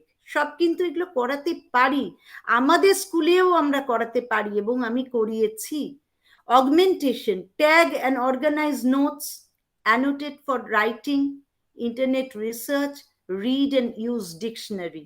এই ছোট্ট ছোট্ট জিনিসগুলো যদি আমরা শিখিয়ে দিতে পারি ওদের, এগুলো কিন্তু ভবিষ্যতে ওদের অনেক অনেক বেশি হেল্প করবে। এবং substitution, read a PDF, take notes on Word, এইগুলো কিন্তু আমরা কোথায় করতে পারি? ওই যেটা আমরা বলেছিলাম ল্যাব বেসড, আমরা আমাদের স্কুলের ল্যাবে কিন্তু এই কাজগুলো ওদের দিয়ে করাতে পারি। তার ফলে আমার কি কি স্কিল ডেভেলপ করতে পারি, ক্রিয়েট করা, ইভ্যালুয়েট করা, অ্যানালাইজ করা, অ্যাপ্লাই করা, আন্ডারস্ট্যান্ড, রিমেম্বার, এগুলো সব কিন্তু লিঙ্কড একটার সঙ্গে একটা। ফলে আমার থিওরির বাইরে, থিওরির মধ্যে যাওয়ার দরকার নেই, আমি শুধু কাজগুলো করে ওকে একটা নোট টেকিং সিম্পল যদি আমি শেখাতে পারি with the use of technology, ও কিন্তু তার সঙ্গে অনেকগুলো কাজ কিন্তু রিলেটেড লিঙ্ক ওয়াইজ ও কিন্তু শিখে যাবে, যেটা আমরা নিজেরাও টেকনোলজির ক্ষেত্রে, আমি তো নিজে একেবারেই টেক স্যাভি ছিলাম না, শিখতে গিয়ে দেখেছি যে একটা জিনিস শিখলে লিঙ্কড হয়ে যায় বাকিগুলো। তো এটাকেও কি আমি ব্লেন্ডিং বলবো না? আমার তো মনে হয় আমাদের পড়াশোনায় সব সময় লার্নিং টিচিং প্রসেস এই ব্লেন্ডিংটা আমরা টিচাররা সব সময় করে থাকি, যে জিনিসটা শেখাচ্ছি তার বদলে আরেকটা অন্য জিনিসও কিন্তু ও ক্রিয়েট করতে পারছে। তো এই নেক্সট স্লাইডে যাব ক্লিয়ার করার জন্য। এটা নেক্সট স্লাইড প্লিজ। ইয়েস, তাহলে আমি এবার আসি টিচারদের যে বার্নিং পয়েন্ট। এবং আমরা বলছিলাম যে এই এতগুলো কথা বললাম, এভাবে করব ওভাবে করব, টিচাররা কি করবে? লেসন প্ল্যান, আমি দুটো জিনিস বলবো। একজন টিচার যখন ব্লেন্ডেড লার্নিং এর মধ্যে ঢুকে পড়েছেন, অলরেডি আমরা প্রত্যেকে ঢুকে পড়েছি, আমাদের অস্বীকার করে লাভ নেই, তাতে আমি কত পার্সেন্ট রিচ করতে পেরেছি কত পার্সেন্ট পারিনি থেকেও বড় বক্তব্য, আমরা কিন্তু ঢুকে পড়েছি তার মধ্যে। তাহলে আমাকে কি করতে হবে? আমার মূল অস্ত্র কিন্তু আমার লার্নিং লেসন প্ল্যান। আমি যদি ঠিক মতো লেসন প্ল্যানিংটা করতে পারি, অন্তত উইকলি, আমার উইক ধরে ধরে টিচারদের আমি বলি, সবসময় বলবো যে একটা উইকের লেসন প্ল্যান সেট করুন, কিভাবে আমি ব্লেন্ড করব। আমি একটা উইকের ভাগ দেখিয়েছি, একটু দেখুন, যে synchronous online face to face meeting once per week for one whole lesson, একটা লেসন ধরবো। এখন তো আমাদের সিলেবাস একটু কমিয়ে দেওয়া হয়েছে সব সাবজেক্টে। or twice per week for 25 minutes each। এই সময়, time management and lesson plan, এই দুটো কিন্তু ব্লেন্ডেড লার্নিং এ ওতপ্রোতভাবে জড়িত। নইলে কিন্তু আমরা সত্যি ভেবে পাবো না যে কিভাবে, কুলই পাবো না যে কখন আমি অনলাইন করব, কখন আমি অফলাইন করব। আমাকে কিন্তু একটা উইকলি প্ল্যান মেনটেন করতে হবে। আচ্ছা, কানেকশন কি হচ্ছে এর ফলে? Introduce and explain the task, promote social interaction and connection. যেরকম এক্সাম্পল, একটা ছোট গ্রুপের মধ্যে তার সে যা আগের দিন শিখেছে, বললে না তোমরা একটা প্রেজেন্ট করো, আজকে তুমি একটা প্রেজেন্টেশন করো। প্রেজেন্টেশনটা সে কিভাবে তৈরি করবে? আচ্ছা, কিছু বাচ্চা জানে অনলাইনে কি করে করতে হয়, সে শিখেছে, তার কাছে গ্যাজেটস ছিল। কিছু বাচ্চার কাছে কিচ্ছু নেই, তারা কি করবে? হ্যাঁ, আপনি তাদের সেই গ্রুপে ঢুকিয়ে দিন। যারা প্রেজেন্টেশন করছে, এই বাচ্চাগুলো যদি সেই প্রেজেন্টেশনটা অবজার্ভও করে, তার কিন্তু ভিতরে একটা চাহিদা তৈরি হবে, এবং একই সঙ্গে জানবার যে ইচ্ছা, যেটা সবসময় আমরা দমিয়ে দেওয়ার চেষ্টা করে থাকতাম আগে, যে আমি সব বলবো, তোমরা কিছু জানো না, তোমরা হলো একটা ব্ল্যাঙ্ক টেবল, সেটা নয়। তার ভেতর অটোমেটিক সে নিজে না জানলেও ইউজ কি করে প্রেজেন্ট করতে হয়। আমি একটা এই কথাটা বলি বারবার, যে আমি দেখেছি আমেরিকান স্কুলগুলোতে ছোট্ট একটা মাইক আছে ক্লাসরুমে। হ্যাঁ, একটা বাচ্চা একটা ক্রোকোডাইল আঁকতে দেওয়া হয়েছে, ছোটদের ক্লাসে, এলিমেন্টারি ক্লাসের কথা বলছি। সে কুমির এঁকেছে, তাকে টিচার বলেছে, সবাই জানে। এরপরে ওরা কি করবে বলুন তো? কুমিরটা এঁকে শেষ হয়ে গেল না, ভেরি গুড নিয়ে আমাদের এখানে কি করি আমরা, কুমির এঁকেছো দেখাও, এটা ঠিক হয়নি, ওটা তা নয়। ও কুমিরটাকে ওই মাইকটা হাতে নিয়ে, ছোট্ট মাইক, এই মাইকগুলো তো এখন এমনি কিনতে পাওয়া যায়, খুব একটা দাম নয়, ছোট্ট মাইক হাতে নিয়ে ও বললো, আজকে আমি একটা কুমির এঁকেছি, আমি কুমির আঁকার জন্য এই এই রং ব্যবহার করেছি। So this is presentation. Presentation মানে এই নয় যে তাহলে আমি কি বলবো না এটা ব্লেন্ডিং। আমাকে কি প্রেজেন্টেশন সবই এই যেভাবে আমি আপনাদের কাছে প্রেজেন্ট করছি এভাবেই আমার স্টুডেন্টকে প্রেজেন্ট করতে হবে? না, ও ওর মতো করে প্রেজেন্ট করুক। ওর তো অন্তত এই এনার্জি লেভেলে ও উঠতে পেরেছে যে হ্যাঁ, আমি কিছু বলতে পারি, আমারও বক্তব্য আছে। ও কিন্তু অনেকটা স্পেস পেল ওর ক্লাসে। এবং দেখুন, অটোমেটিক ও এরপরে ব্লেন্ড করবে, ও চেষ্টা করবে আরেকটা বাচ্চা কিভাবে প্রেজেন্ট করছে সেভাবে আমি পারি কিনা। আমার এইগুলো নিজস্ব অভিজ্ঞতা থেকে আমি এগুলো বলছি, আপনারা অবশ্যই প্রশ্ন করবেন। এবং আমি পরেরটা বলছি, কোন কোন প্ল্যাটফর্ম আমরা ইউজ করি 9, 10, 11, 12 তো এখন করছি, Zoom, Google Meet, Skype, Microsoft Teams, কিন্তু বাচ্চাদের জন্য করতে পারছি না। আমরা 5, 6 কি এলিমেন্টারি লেভেলে আমরা পাচ্ছি না। আমি কিছু প্রাইভেট স্কুলের কাজ দেখেছি, সেখানে টিচাররা পড়াচ্ছেন, টিচাররা সেইভাবে পড়াচ্ছেন অনলাইনে, এবং ছোট ছোট বাচ্চারা, আমি নিজের কিউরিওসিটির জন্যই দেখেছিলাম তারা কি ইন্টারঅ্যাক্ট করে। দেখছি তারা প্রচন্ড ইন্টারেস্টেড, কেননা ওই টিভি স্ক্রিনের মধ্যে দেখা যাচ্ছে। তো আমাদের বাচ্চাগুলো তো সবার এই সুবিধা নেই, ওরা তো সব বাচ্চারা পারছে না জুম, স্কাইপে। তাহলে আমরা তাদের কিভাবে আমরা ব্লেন্ডেড লার্নিং এ পৌঁছতে পারবো, কিভাবে আমরা তাদের লার্নিং গ্যাপটাকে মেক আপ করতে পারবো, এটার জন্য আমাদের ইনোভেশন দরকার। আমি যেটা করেছিলাম, আমি জানি না সব স্কুলে সেরকম সম্ভব কিনা, আমি বেছেছিলাম আমার 27টা মেয়েকে আলাদা আলাদা করে, তাদের মধ্যে বেছেছিলাম কয়েকজন যাদের গ্যাজেটসের সুবিধা আছে আর কয়েকজন যাদের নেই, কিন্তু তাদের ফোন আছে। আচ্ছা, গ্যাজেটস বলতে আমি বলছি তাদের ফোন আছে, কিন্তু ওই আগেকার দিনের মোবাইল। 1 মিনিট নীলাঞ্জন, আমি কি ঠিক পথে এগোচ্ছি? মানে অন্য কথা বলে ফেলছি নয় তো? না, একদমই নয়, আমরা এটাই জানতে চাইছিলাম আসলে। হ্যাঁ, আমি কি দেখেছি যে যাদের মোবাইলে শুধু ওই পুরোনো দিনের মোবাইল আছে, তো যে বাচ্চাটার, আমি কি করেছি 27 জনের গ্রুপে আমি দেখেছি 8 জনের আছে স্মার্টফোন, আমি 8টা গ্রুপে ভাগ করেছি। ওই স্মার্টফোন যাদের আছে তাদের কিন্তু আমি লিডার বানাইনি, আমি বলিনি তোমরা লিডার। যাদের নেই সেই বাচ্চাগুলোকে ওর সঙ্গে টাই করেছি, করে ছোট ছোট ABCD করে এরকম 8টা গ্রুপগুলোর ওরাই নাম দিয়েছে, বলেছি তোরা নাম দে। কেউ বলেছে সানফ্লাওয়ার, কেউ বলেছে রয়্যাল বেঙ্গল টাইগার, ওদের গ্রুপের নাম আছে। এবার ওরা কি করে, ফোনে ফোনে কনভারসেশন করে। যে একটা আমি প্রজেক্ট দিয়েছি, যেরকম কিরকম প্রজেক্ট দিয়েছি জানেন তো, খুব সহজ প্রজেক্ট, যে তোমার বাড়িতে কি হয় সকালবেলা ব্রেকফাস্টে, তার একটা লিস্ট তৈরি করবে, ইংরেজিতে তৈরি করবে, এবং ব্রেকফাস্টটা মা কিভাবে বানায় ইংরেজিতে তৈরি করবে। তো ওরা সেগুলো বানিয়ে, সবাই তো ছবি পাঠাতে পারবে না, ওই যে 7 জন যাদের তাদের দায়িত্ব দেওয়া আছে, তারা ওই মিড ডে মিলের দিন গার্জিয়ানের কাছে ছবিগুলো পাঠাবে, এই যে গ্রুপ লিডার তার মার কাছে সেই ছবিগুলো যাবে, সে ছবি তুলে আমাকে হোয়াটসঅ্যাপে একটা গ্রুপ করে পাঠিয়েছে।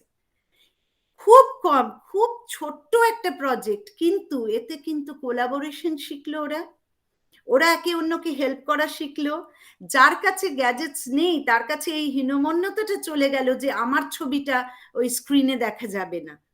এবং যখন ওরা শেয়ার করছে কনভারসেশন গুলো, কিছু কিছু কনভারসেশন আমি ওদের কয়েকজন যাদের আছে তাদের শিখিয়েছি যে রেকর্ড করবি এইভাবে, যে তোরা রেকর্ড করে পাঠাবি। ফ্লিপগ্রিড বলে একটা খুব মজার জিনিস আছে, সেটাকে অ্যাপ ডাউনলোড করে সেখানে বাচ্চারা নিজেরাই বলতে পারে।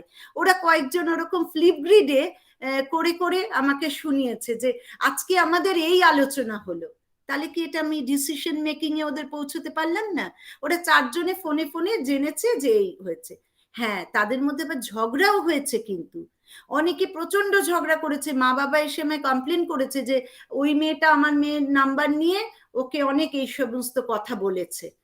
সেগুলো কিন্তু আমাদের ফেস করতে হবে, সেগুলোকে আমাদের তো ছেলে মেয়েদের মধ্যে এইগুলোকে, আমি কেন এত জেনারেল ওয়েতে বলছি, এগুলো আমি রোজ ফেস করি, যে ও আমাকে বলেছে তুই কিছু পারিস না, আমি সব পেরেছি। সেই জায়গাগুলোতে টিচারকে ধরতে হবে, তাহলে আমাদের অনেক বেশি সহনশীল হতে হবে। আমরা বিরক্ত হলে একদমই চলবে না, সত্যি খুব বিরক্ত লাগে, মাঝে মাঝে মনে হয় যে আমরা ভীষণভাবে মানে এক্সস্টেড হয়ে যাচ্ছি। কি তার জন্য কিন্তু নেক্সট স্লাইডটায় যাই, আমি বলছি weekly clinic face to face আর অনলাইন ডিসকাশন বোর্ড। এটা শুনতে এত বড় কথা, আর কিছুই না, উইকে একদিন আমি সময় করে প্রত্যেকের সঙ্গে কথা বললাম, বা গ্রুপ কল করলাম যারা হোয়াটসঅ্যাপে আছে, যারা নেই তাদের অনলাইনে কল করলাম। Drop in online face to face synchronous আর discussion board with questions from students. ওদের জিজ্ঞাসা করলাম, ওদের দেওয়া কোয়েশ্চেন সেগুলো লিখলাম, সেগুলো আমি আলোচনা করলাম আমার হোয়াটসঅ্যাপ গ্রুপে। এই তোরা তো এই প্রশ্নগুলো এরা করেছে, আফসানা এই প্রশ্নটা করেছে, রুকসানা এই প্রশ্ন করেছে, আমি হোয়াটসঅ্যাপ গ্রুপে দিলাম। আর যে বাচ্চার কাছে হোয়াটসঅ্যাপ নেই আমি ফোন করে বলে দিলাম যে এই প্রশ্নগুলো উঠেছে, তোরা কি ভেবে দেখেছিস এইভাবেও এটা করা যায়। ক্লারিফিকেশন কি হতে পারে? আনসার কোয়েশ্চেন্স, আপনি আনসার দিতে পারেন, গ্রুপে বাচ্চারা নিজেরাই আনসার দিতে পারে। ক্লারিফাই কমন মিসকনসেপশন, ওদের মিসকনসেপশন গুলো দূর করার জন্য টিচার আছে। প্রোভাইড ইমোশনাল সাপোর্ট, এবং সবসময় ওদের ইমোশনাল সাপোর্ট দেওয়া।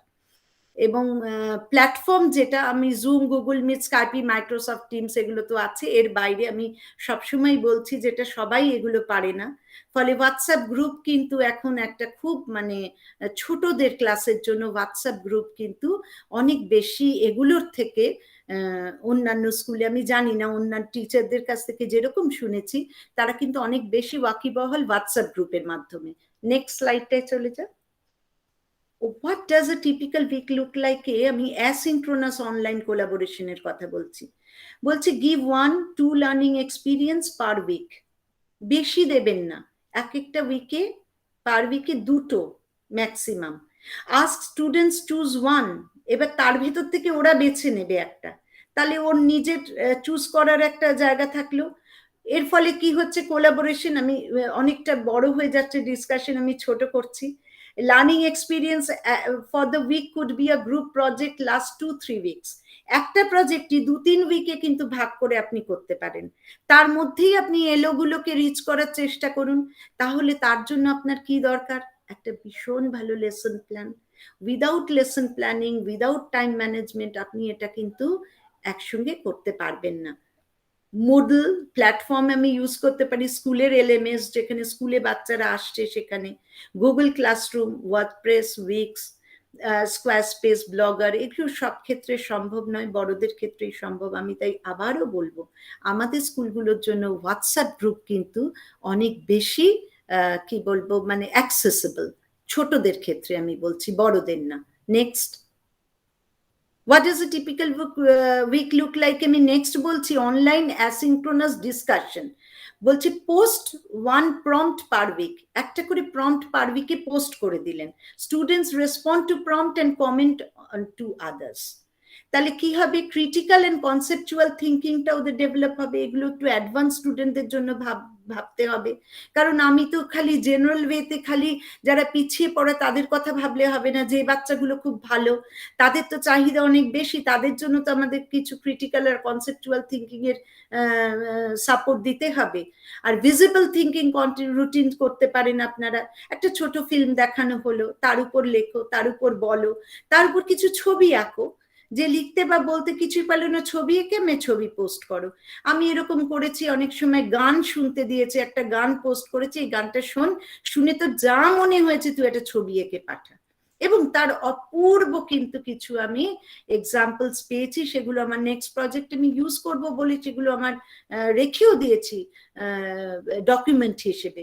আচ্ছা, গাইডিং কোয়েশ্চেন্স থাকবে, factual and conceptual that align with learning experience.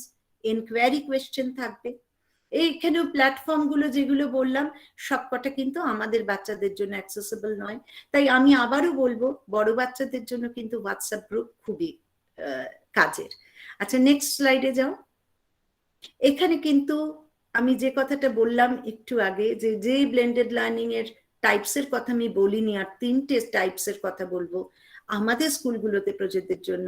Project based blended learning, এটা প্রচন্ড দরকার, পিবিএলটি, যেটা প্রজেক্ট বেস করলেই কিন্তু আমি দেখেছি, আমি নিজে সাকসেসফুল হয়েছি একটা কোনো প্রজেক্ট বেস যদি করে থাকি। এটা না এত বড় একটা ডিসকাশন কিভাবে কি করব সেটা আমি এখানে একটু ছোট্ট করে বলে দিয়েছি, যে blended project base learning is a model in which the student uses both online learning either in the form of course or self-directed access and face-to-face instruction and collaboration to design, iterate and publish project-based learning assignments, products and related artifacts. Publish মানে এখানে অনলাইনে publish করতে হবে না, আপনাকে দেখাতেও পারে জিনিসটা। আজকেই আমি ক্লাস 10 এর কাছ থেকে পেয়েছি, ওরা খাতায় করে নিয়ে আমাকে দেখিয়েছে, সেটাও কিন্তু ওর মানে আউটপুটই হচ্ছে, একটা প্রোডাক্টই হচ্ছে। আচ্ছা, নেক্সট, নেক্সট আরেকটা টাইপের কথা বলবো, এই তিনটে টাইপের কথা আমি আগে বলিনি। সেলফ ডাইরেক্টেড ব্লেন্ডেড লার্নিং, এটা কি? সেলফ ডাইরেক্টেড ব্লেন্ডেড লার্নিং এ students use a combination of online face to face learning to guide their own personalised inquiry. ঠিক আছে, achieve formal learning goals, connect with mentors, মানে ও নিজেকে direction, ও নিজে ভাববে যে আমার কতটুকু দরকার, কোনটা আমি নেব কোনটা আমি নেব না। নেক্সট স্লাইডে যান। The inside out blended learning. Here experiences are planned to finish or end up beyond the physical classroom. তাহলে আগেরটাই আমি দেখেছি আপনার ফিজিক্যাল ক্লাসরুমের মধ্যে আপনাকে প্রোডাক্টটা দিতে হবে। এখানে আমি বলছি এক্সপিরিয়েন্সেস আর প্ল্যান ও ফিনিশ করবে beyond the classroom, but still require and benefit from the unique advantages of both physical and digital spaces. ও বাড়িতেই করবে প্রজেক্টটা, আপনার সামনে করবে না বা অনলাইনে আপনার কাছে বসে করছে না, কিন্তু ও ইনসাইড আউট, ও এখান থেকে যা নিয়ে গেল সেটা নিয়ে গিয়ে বাইরে গিয়ে কাজটা করে আপনাকে প্রোডাক্টটা দেখাবে। এরকম প্রজেক্টও কিন্তু আমরা আমাদের বাচ্চাগুলোর জন্য, রিমোটে যে বাচ্চাগুলো আসতে পারছে না তাদের জন্য কিন্তু প্রযোজ্য। নেক্সট। হ্যাঁ, এই ডিসঅ্যাডভান্টেজ গুলো আমি পরে ডিসকাশন করব, তার আগে আমি কোয়েশ্চেন্স গুলো শুনতে চাই, বিকজ 8:30 বেজে গেছে। আমি জানি না এগুলো কতটা আমি আলোচনা করতে পারবো, এটা পরে স্লাইড গুলো শেয়ার করে নিলেই হবে। তো আমার প্রশ্নগুলো আমি শুনতে চাই, যাদের প্রশ্ন। আমি বিল্লনাথ বাবুর কাছে যাব। হ্যাঁ, বিল্লনাথ বাবুর স্কুল বাহিন উত্তর দিনাজপুরের শহর রায়গঞ্জ থেকে প্রায় ধরুন 1 ঘন্টা 1.5 ঘন্টা দূরে, এরকম একটা জায়গায় যেটা প্রায় একটা রিমোট অঞ্চল। সেই অঞ্চলে বিল্লনাথ বাবু যা আমরা শুনলাম সেটা সম্পর্কে আপনার মতামত কি? আপনি কি আপনার স্কুলে এটা প্রয়োগ করতে পারছেন বা পারবেন?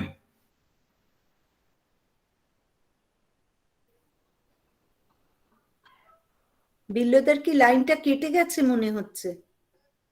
বিল্লনাথ বাবু মনে হয় মিটিং থেকে একটু বেরিয়ে গেছেন, কিন্তু ওনার বাহিন হাই স্কুলের আইডিতে উনি আছেন। বিল্লবাবু আছেন তো? হ্যাঁ, দুটোই চলে গেল, নেটওয়ার্ক ইস্যুস। এ বাবা, যেটা আমার জিজ্ঞাসা হলো না, অনেক। হ্যাঁ, এসে গেছেন বিল্লবাবু এসে গেছেন। ওয়েলকাম বিল্লবাবু। বিল্লবাবুর কাছে আমি জানতে চাইবো, বিল্লবাবু কি আছেন? হ্যাঁ, শুনতে পাচ্ছেন না? হ্যাঁ, এবার শোনা যাচ্ছে। আমরা অফ করে দিই।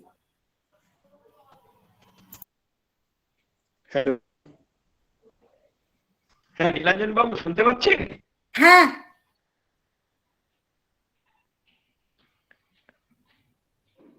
হ্যালো। হ্যাঁ পাচ্ছি বিল্লনাথ দা, শুনতে পাচ্ছি।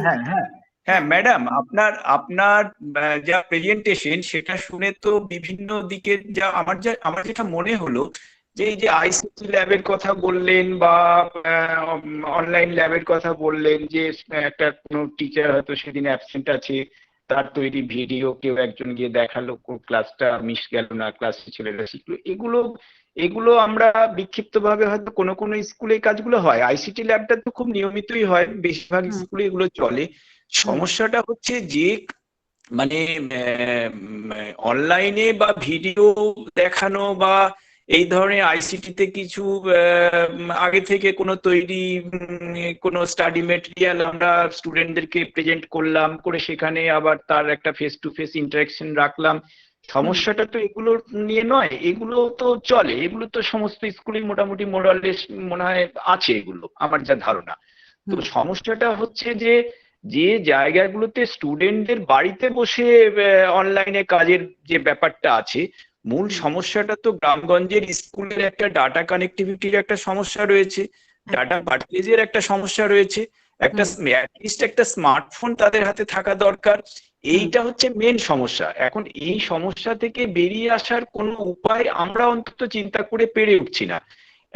এটা একটা দিক। আর একটা দিক, আপনি যে ব্লেন্ডেড লার্নিং এর কথাটা বলছেন, তো এই ব্লেন্ডেড লার্নিং এর আপনি যে জায়গাগুলো নিয়ে আপনি আলোচনা করলেন যে এভাবে আমরা বাচ্চাদের নিয়ে কাজ করতে পারি, এরকম করে করতে পারি, এই ধরনের মডেল, এটা হয় সবগুলোই সম্ভব কিছু কিছু বাচ্চার ক্ষেত্রে।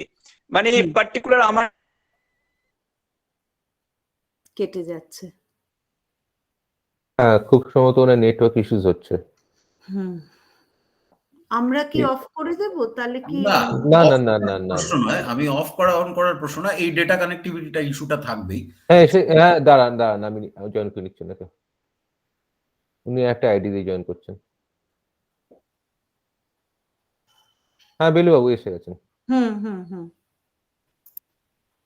350 স্টুডেন্ট আছে, 350 হ্যাঁ। স্টুডেন্টের মধ্যে আপনি আপনি যেভাবে বলছেন ব্লেন্ডেড লার্নিং এর ব্যাপারটা, এই 350 স্টুডেন্টের মধ্যে হয়তো ম্যাক্সিমাম আমি হয়তো মানে কি বলবো 20 থেকে 25% স্টুডেন্টদেরকে নিয়ে এই কাজটা করতে পারি।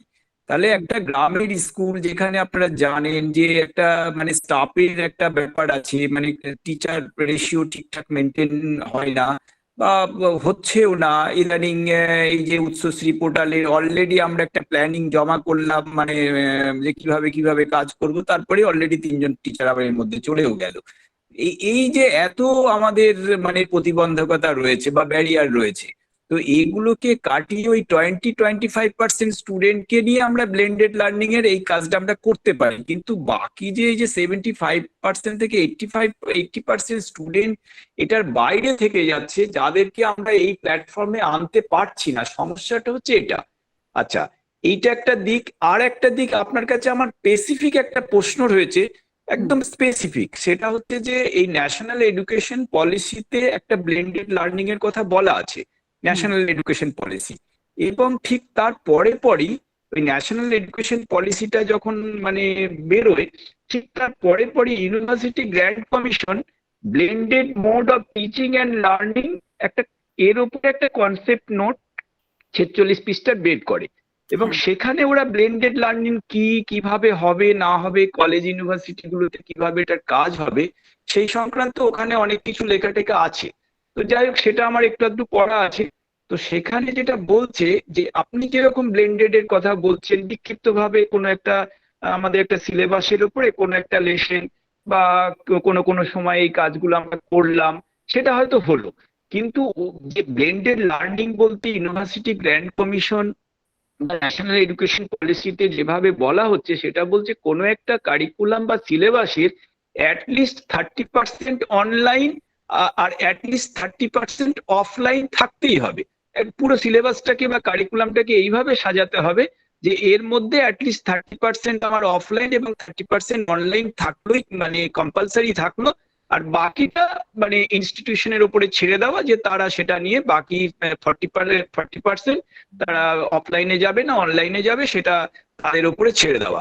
তো এখন ঘটনা হচ্ছে, আপনি কি এরকম ভাবে কি কিছু আমাদেরকে কিছু সাজেস্ট করছেন যে আমাদের যে স্কুল লেভেলে যে সিলেবাসটা রয়েছে সেটা এবারে হয়তো রিডিউসড রয়েছে, আগামী বছর থেকে ওটা আবার পুরোনো জায়গায় ফিরে আসতেই পারে, টোটাল সিলেবাসটার উপরে আমরা আপনি যেমন ইংলিশ ল্যাঙ্গুয়েজের উপরে আপনি কাজ করছেন, তাহলে ইংলিশ ল্যাঙ্গুয়েজের উপরে 30% সিলেবাস যদি অ্যাটলিস্ট গ্রামের স্কুলগুলোর জন্য আমরা অনলাইনে যাই, তাহলে আমরা এইভাবে যেতে পারি, এই জায়গাগুলো যেতে পারি, এরকম করে কি কিছু কাজ করা কি সম্ভব? যে ওই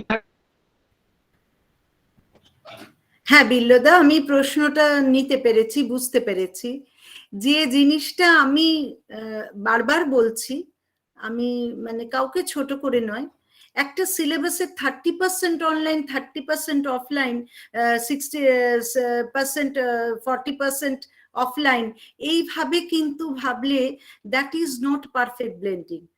আমার ব্লেন্ডিং দেখুন, আমি যখন কফি ব্লেন্ড করি না, সেই ফ্লেভারটা আমি কিরকম ভাবি, অর্থাৎ আপনার স্কুলে আপনার বাচ্চা আপনার ক্লাসরুমে কোন ব্লেন্ডেড, যে কারণে আমার এতগুলো ফর্মের কথা বলে, এতগুলো মডেলের কথা আমি জানি না। কিন্তু বিল্লদা, আপনার স্কুলের বাচ্চাটা ফ্লেক্স মডেলে ভালো কাজ করতে পারে না অনলাইনে, সেটা কিন্তু সম্পূর্ণ স্কুল ম্যানেজমেন্ট এবং সর্বোপরি একজন টিচার ভাববেন। কখনো কোনো সিলেবাসকে অনলাইনে 40%, আপনি ধরুন, আমি বাংলা আমি পড়াই না, আমি বলছি ধরুন বাংলায় বঙ্কিমচন্দ্র আর রবীন্দ্রনাথকে আমি অনলাইনে রাখবো আর আমি একে রাখবো অফলাইনে, এইভাবে কি আমি ভাবতে পারি? এটা অসম্ভব ব্যাপার। আমরা সেই কারণেই বলছি লেসন প্ল্যানিং এবং প্রজেক্ট PBLT এই দুটো হলো স্ট্রং পিলার্স অফ ব্লেন্ডিং। আমরা যদি প্রজেক্ট তৈরি করতে পারি প্রত্যেকটা সাবজেক্টে, প্রত্যেকটা যা যা আমার, ধরুন আমার ইংরেজিতে আমি একটা ছোট এক্সাম্পল দিই, ধরুন ক্লাস 10-এ আমার 5টা লেসন আছে, আমি 5টা লেসনের জন্য 5টা প্রজেক্ট ভেবে রেখেছি, কত সপ্তাহ ধরে করাবো, আমি এক একটা প্রজেক্ট করাবো 4টে সপ্তাহ ধরে, তাহলে 5টা 4-5-এ 20 সপ্তাহ আমি ধরে রেখেছি। এই প্ল্যানিংটা কিন্তু আমার আগে থেকে করে রাখতে হবে, তবেই কিন্তু আমি সাকসেসফুল হব পারফেক্ট ব্লেন্ডিং এ। অর্থাৎ আমি প্রত্যেকটা লেসনে আমার অফলাইন এবং অনলাইন এই ব্লেন্ডিংটা করার জন্য আমার প্ল্যানিং কিন্তু আগে থেকে থাকবে। একটা গোটা সিলেবাসকে কিন্তু ওইভাবে ভাগ করে আমার মনে হয় না, কলেজ লেভেলে হয়তো সম্ভব, আমাদের স্কুল লেভেলে কিন্তু সেই সম্ভাবনা খুব কম, মানে পারবোই না, পেরে উঠবেন না টিচার, এটা খুবই মানে ইমপ্র্যাকটিক্যাল সেই অর্থে। এই একটা জায়গায় আমি আবার আপনাকে ডিস্টার্ব করলাম, সেটা হচ্ছে যে এই একটা জায়গায় কি তাহলে কি আমাদের রোল অফ দ্য টিচার এবং রোল অফ দ্য স্কুল সামনে এগিয়ে আসছে? রোল অফ দ্য টিচারের কাছে তাহলে দাঁড়াচ্ছে জায়গাটা যে সে লেসন প্ল্যানিং করছে, দুটো জিনিস, লেসন প্ল্যান আর প্রজেক্ট, এই দুটো করতেই হবে। হ্যাঁ, লেসন প্ল্যানের স্ট্রং পিলার্স, একদম লেসন প্ল্যানের মধ্যেই সে প্রজেক্টটাকে ব্লেন্ড করবে। মানে লেসন প্ল্যানটা তার একটা বড় টুল আর বা টেকনোলজি, আর প্রজেক্ট বেসড তাকে করাটা সেটা তার টুল, আমি যদি এইভাবে ভাবি। কিন্তু সেক্ষেত্রে যেটা আপনি বারবার বলার চেষ্টা করছেন, তাহলে এটা একটা কনসিয়াস এবং informed decision to be taken by the school হতে হবে। অর্থাৎ স্কুল সামগ্রিকভাবে বসে আলোচনা করে এই জায়গায় যাবে যে সে প্রত্যেক টিচারের এই প্ল্যানটা নিয়ে তাহলে রেডি করতে হবে। একদম, তাহলে টিচারকেও এই ট্রেনিংটা দিতে হবে, how to plan a lesson. আমি তো দুঃখের সঙ্গে বলছি নীলাঞ্জন, এটা কিন্তু আমাদের পুরনো প্ল্যানিং এ কিন্তু এই কার্যকারিতা কিচ্ছু আমরা চোখে দেখতে পারবো না, আমরা কিন্তু পারবো না, উই উইল ফেল, বারবার আমরা ফেল করবো। আমরা পুরনো যে বিএড এর শিখে এসেছি লেসন প্ল্যানিং পদ্ধতি বা মাইক্রো ম্যাক্রো এরকম ভাগ করে, সেইভাবে কিন্তু এই লেসন প্ল্যান তৈরি করা যাবে না। এই টেকনিকটা আমাদের টিচারদেরও শেখাতে হবে, টিচারদের নিতে হবে, আমাদের নিতে হবে, আমাদের নিজেদের এক্সপিরিয়েন্স থেকে ইনোভেট করে আমাদের নিতে হবে। তার মানে আপনি বলতে চাইছেন যে লেসন প্ল্যানের কোনো ফিক্সড মডেল প্রপোজ করা যাচ্ছে না? না, কখনো না। ফ্লেক্সিবিলিটি, বারবার আমি বলেছি, ফ্লেক্স মডেল আমাদের জন্য সব থেকে বেশি অ্যাক্সেসিবল। ফ্লেক্স মডেল, এবং আমি দেখেছি বিভিন্ন দেশে ওরা এটাই ইউজ করে, বাচ্চাকে দিয়ে দিয়েছে। আমি ক্লাস 7-এর ঘরে গিয়ে দেখেছি সেখানে 1-এরও বই রাখা। কেন? কোনো বাচ্চা 1-এর বইটাই পড়ছে, সে 7-এর স্ট্যান্ডার্ডে পৌঁছয়নি। তাহলে আমরা যখন বলি, আমার কাছে যখন টিচাররা দুঃখ করে যে আমার তো একদম প্রত্যন্ত গ্রামে, ও তো এবিসিডি লিখতে পারে না, 9-এ এসে ভর্তি হয়েছে, এরম বাচ্চা আমি আমেরিকাতেও দেখেছি, ইউরোপেও দেখেছি। তারা কিন্তু ওইভাবেই তাদের তুলে ধরার চেষ্টা করছে। আমি জানি না 100% কে পারফেক্ট, কি আমি পারফেক্ট কি সে পারফেক্ট আমি বলবো না, এগুলো সবই ডিবেটেবল, কিন্তু চেষ্টাটা আমি দেখে এসেছি, চেষ্টাটা আমাদের থাকতে হবে। আমি ওকে, ও পারে না বলে ওকে ছেড়ে দিলে কিন্তু আর কোনোদিনই পারবে না, আমি পৌঁছতে পারবো না। আমি বিল্লদার কথায় একটা ছোট্ট কথা বলে নি, বড্ড বেশি বলে ফেলছি, আসলে এত ডিবেটেবল বিষয়। বিল্লদা, আজকে আমার জানেন তো, এই যে ডিসেম্বর মাসে এসে গতকাল আমার একটি মেয়ে, তার মা নেই, মা মারা গেছে, বাবা একদম রাস্তায় ছেড়ে দিয়েছে মেয়ে দুটোকে। অনেক কষ্টে আমরা বাড়ি গিয়ে উদ্ধার করেছি সেই দুটো মেয়েকে, তাদের আনতে পারি না 1 বছর ধরে পাগল হয়ে গেছি। প্যান্ডেমিকের মধ্যে তাদের বাড়িতে গেছি, আমার স্কুল লোকালিটিতে গিয়ে দেখেছি বাচ্চা দুটো তো কিছু নেই, তার কাছে মোবাইল নেই, কিছু নেই। তার বাবা যখন এসেছে পুরো ড্রাঙ্ক, সে বলছে সে কিছুই জানে না, তার কোনো রিলেশন, বলছে স্কুলে তো ভর্তি করে দিয়েছি, আপনি শিখাতে তো হাম ক্যা করেঙ্গে। তো সেই বাচ্চাটা গতকাল একটা ফোন থেকে আমাকে ফোন করে বলছে যে দিদি আপনি নেট অন করুন, আপনি নেট অন কিজিয়ে। আমি বললাম নেট আমি কি অন করব? মানে আমি জানতে পারলাম এই যে ক্রমাগত চেষ্টার ফলে, আমার একার না, আমার স্কুলের টিচাররাও ছিলেন তার মধ্যে, আমার স্কুলের স্টাফেরাও ছিলেন, এই চেষ্টার ফলে কি হলো, ও নেবারের থেকে, ওর প্রতিবেশীর থেকে ও ফোন নিয়ে ও একটা হোয়াটসঅ্যাপে করে ও জয়েন করেছে গ্রুপ। আপনি অবাক হয়ে যাবেন, আজকেও আমাকে আনসার কিছু জমা দিয়েছে, মডেল অ্যাক্টিভিটি সব দিতে পারেনি, ও ওই হোয়াটসঅ্যাপে যা যা পাঠিয়েছি ওকে ও একটা নেবারের থেকে নিজে ক্লাস 6 এর বাচ্চা জোগাড় করেছে। মানে আমার কাছে এটা আজকে প্রচন্ড, মানে আমার তো মানে কান্নাই পেয়ে যাচ্ছিল যে ওকে আমি রিচ করতে পেরেছি এই জিনিসটা। হ্যাঁ সুদেশনাদি, এটা একদমই সুদেশনাদি, আমি একটু ইন্টারাপ্ট করছি। তোমার এই এক্সপিরিয়েন্সটা যেটা তুমি শেয়ার করলে সেটা সত্যি খুব ভালো লাগার জায়গায় আছে। কিন্তু আজকের এই ডিসকাশনে আমার সব শুনে যেটা মনে হচ্ছে, আমার জাস্ট দুটো জায়গায় প্রশ্ন হয়েছে, মনে হয়েছে যে এই দুটো জায়গা যদি একটু পরিষ্কার করে নিই আজকে আমরা। সেটা হলো, আজকে আমরা বলছি যে ব্লেন্ডেড লার্নিং কি, আমরা কতগুলো উপায়ে সেটা করা যায় সেটা শুনলাম, কিন্তু যদি এটা হয় যে ব্লেন্ডেড লার্নিং এর একটা পার্ট অবশ্যই যদি টেকনোলজি হয়, তাহলে যেসব জায়গায় স্টুডেন্টসরা টেকনোলজি ইউজ করতে পারছে না সেখানে ব্লেন্ডেড লার্নিং আদৌ কোনো জায়গা রাখবে কিনা, এটা আর একটা ব্যাপার। যে আজকে আমরা এই 1 ঘন্টা সেশন করছি ব্লেন্ডেড লার্নিং নিয়ে, যেখানে একটা আনপ্রেসিডেন্টেড সিচুয়েশন তৈরি হয়েছে কোভিড এর কারণে, যে কারণে 1-1.5 বছর 19 মাস ধরে ভোগার পর আমরা এর প্রয়োজনীয়তা অনুভব করছি। কিন্তু আগামী দিনে যদি এরকমটা হয় যে আরো 2 বছর, গত 2 বছর আগেকার সিচুয়েশন যদি ফিরে আসে, ফিজিক্যাল ক্লাসরুম গুলো যদি আবার চালু হয়, তখনও কি ব্লেন্ডেড লার্নিং এর সার্থকতা থাকবে? তখনও কি আমরা চালাবো? যদি চালাতে হয় তাহলে সেই জায়গাটা কি কি? খুব ভীষণ ভাবে চালাবো সুস্মিতা, বিকজ আমি শুরুই করেছিলাম ডিভির এই কথাটা দিয়ে। আজকের বাচ্চাকে যদি আমি আজকের পদ্ধতিতে না শেখাই, ওদের আমি কালকে পৌঁছে দিতে পারবো না। তুই কি ভেবেছিস, আমরা কি ভাবছি যে ওদের কাছে টেকনোলজি পৌঁছয়নি? একটা ফোন নেই বলে টেকনোলজি পৌঁছয়নি? পৌঁছেছে। ওদের কাছে ক্লাইমেট চেঞ্জ পৌঁছয়নি, ওদের কাছে মাইগ্রেশন পৌঁছয়নি, ওদের কাছে সব পৌঁছে গেছে। টেকনোলজি অনেক আগে পৌঁছেছে সেই রিমোট জায়গাগুলোতে, বিকজ তার ল্যাবস গুলো ওরা বেশি ভোগ করছে। আমরা টেকনোলজির পজিটিভ সাইডটা ভোগ করছি, ওরা নেগেটিভ সাইডটা ভোগ করছে। তো সেটাও কিন্তু সর্ট অফ এক্সপিরিয়েন্স।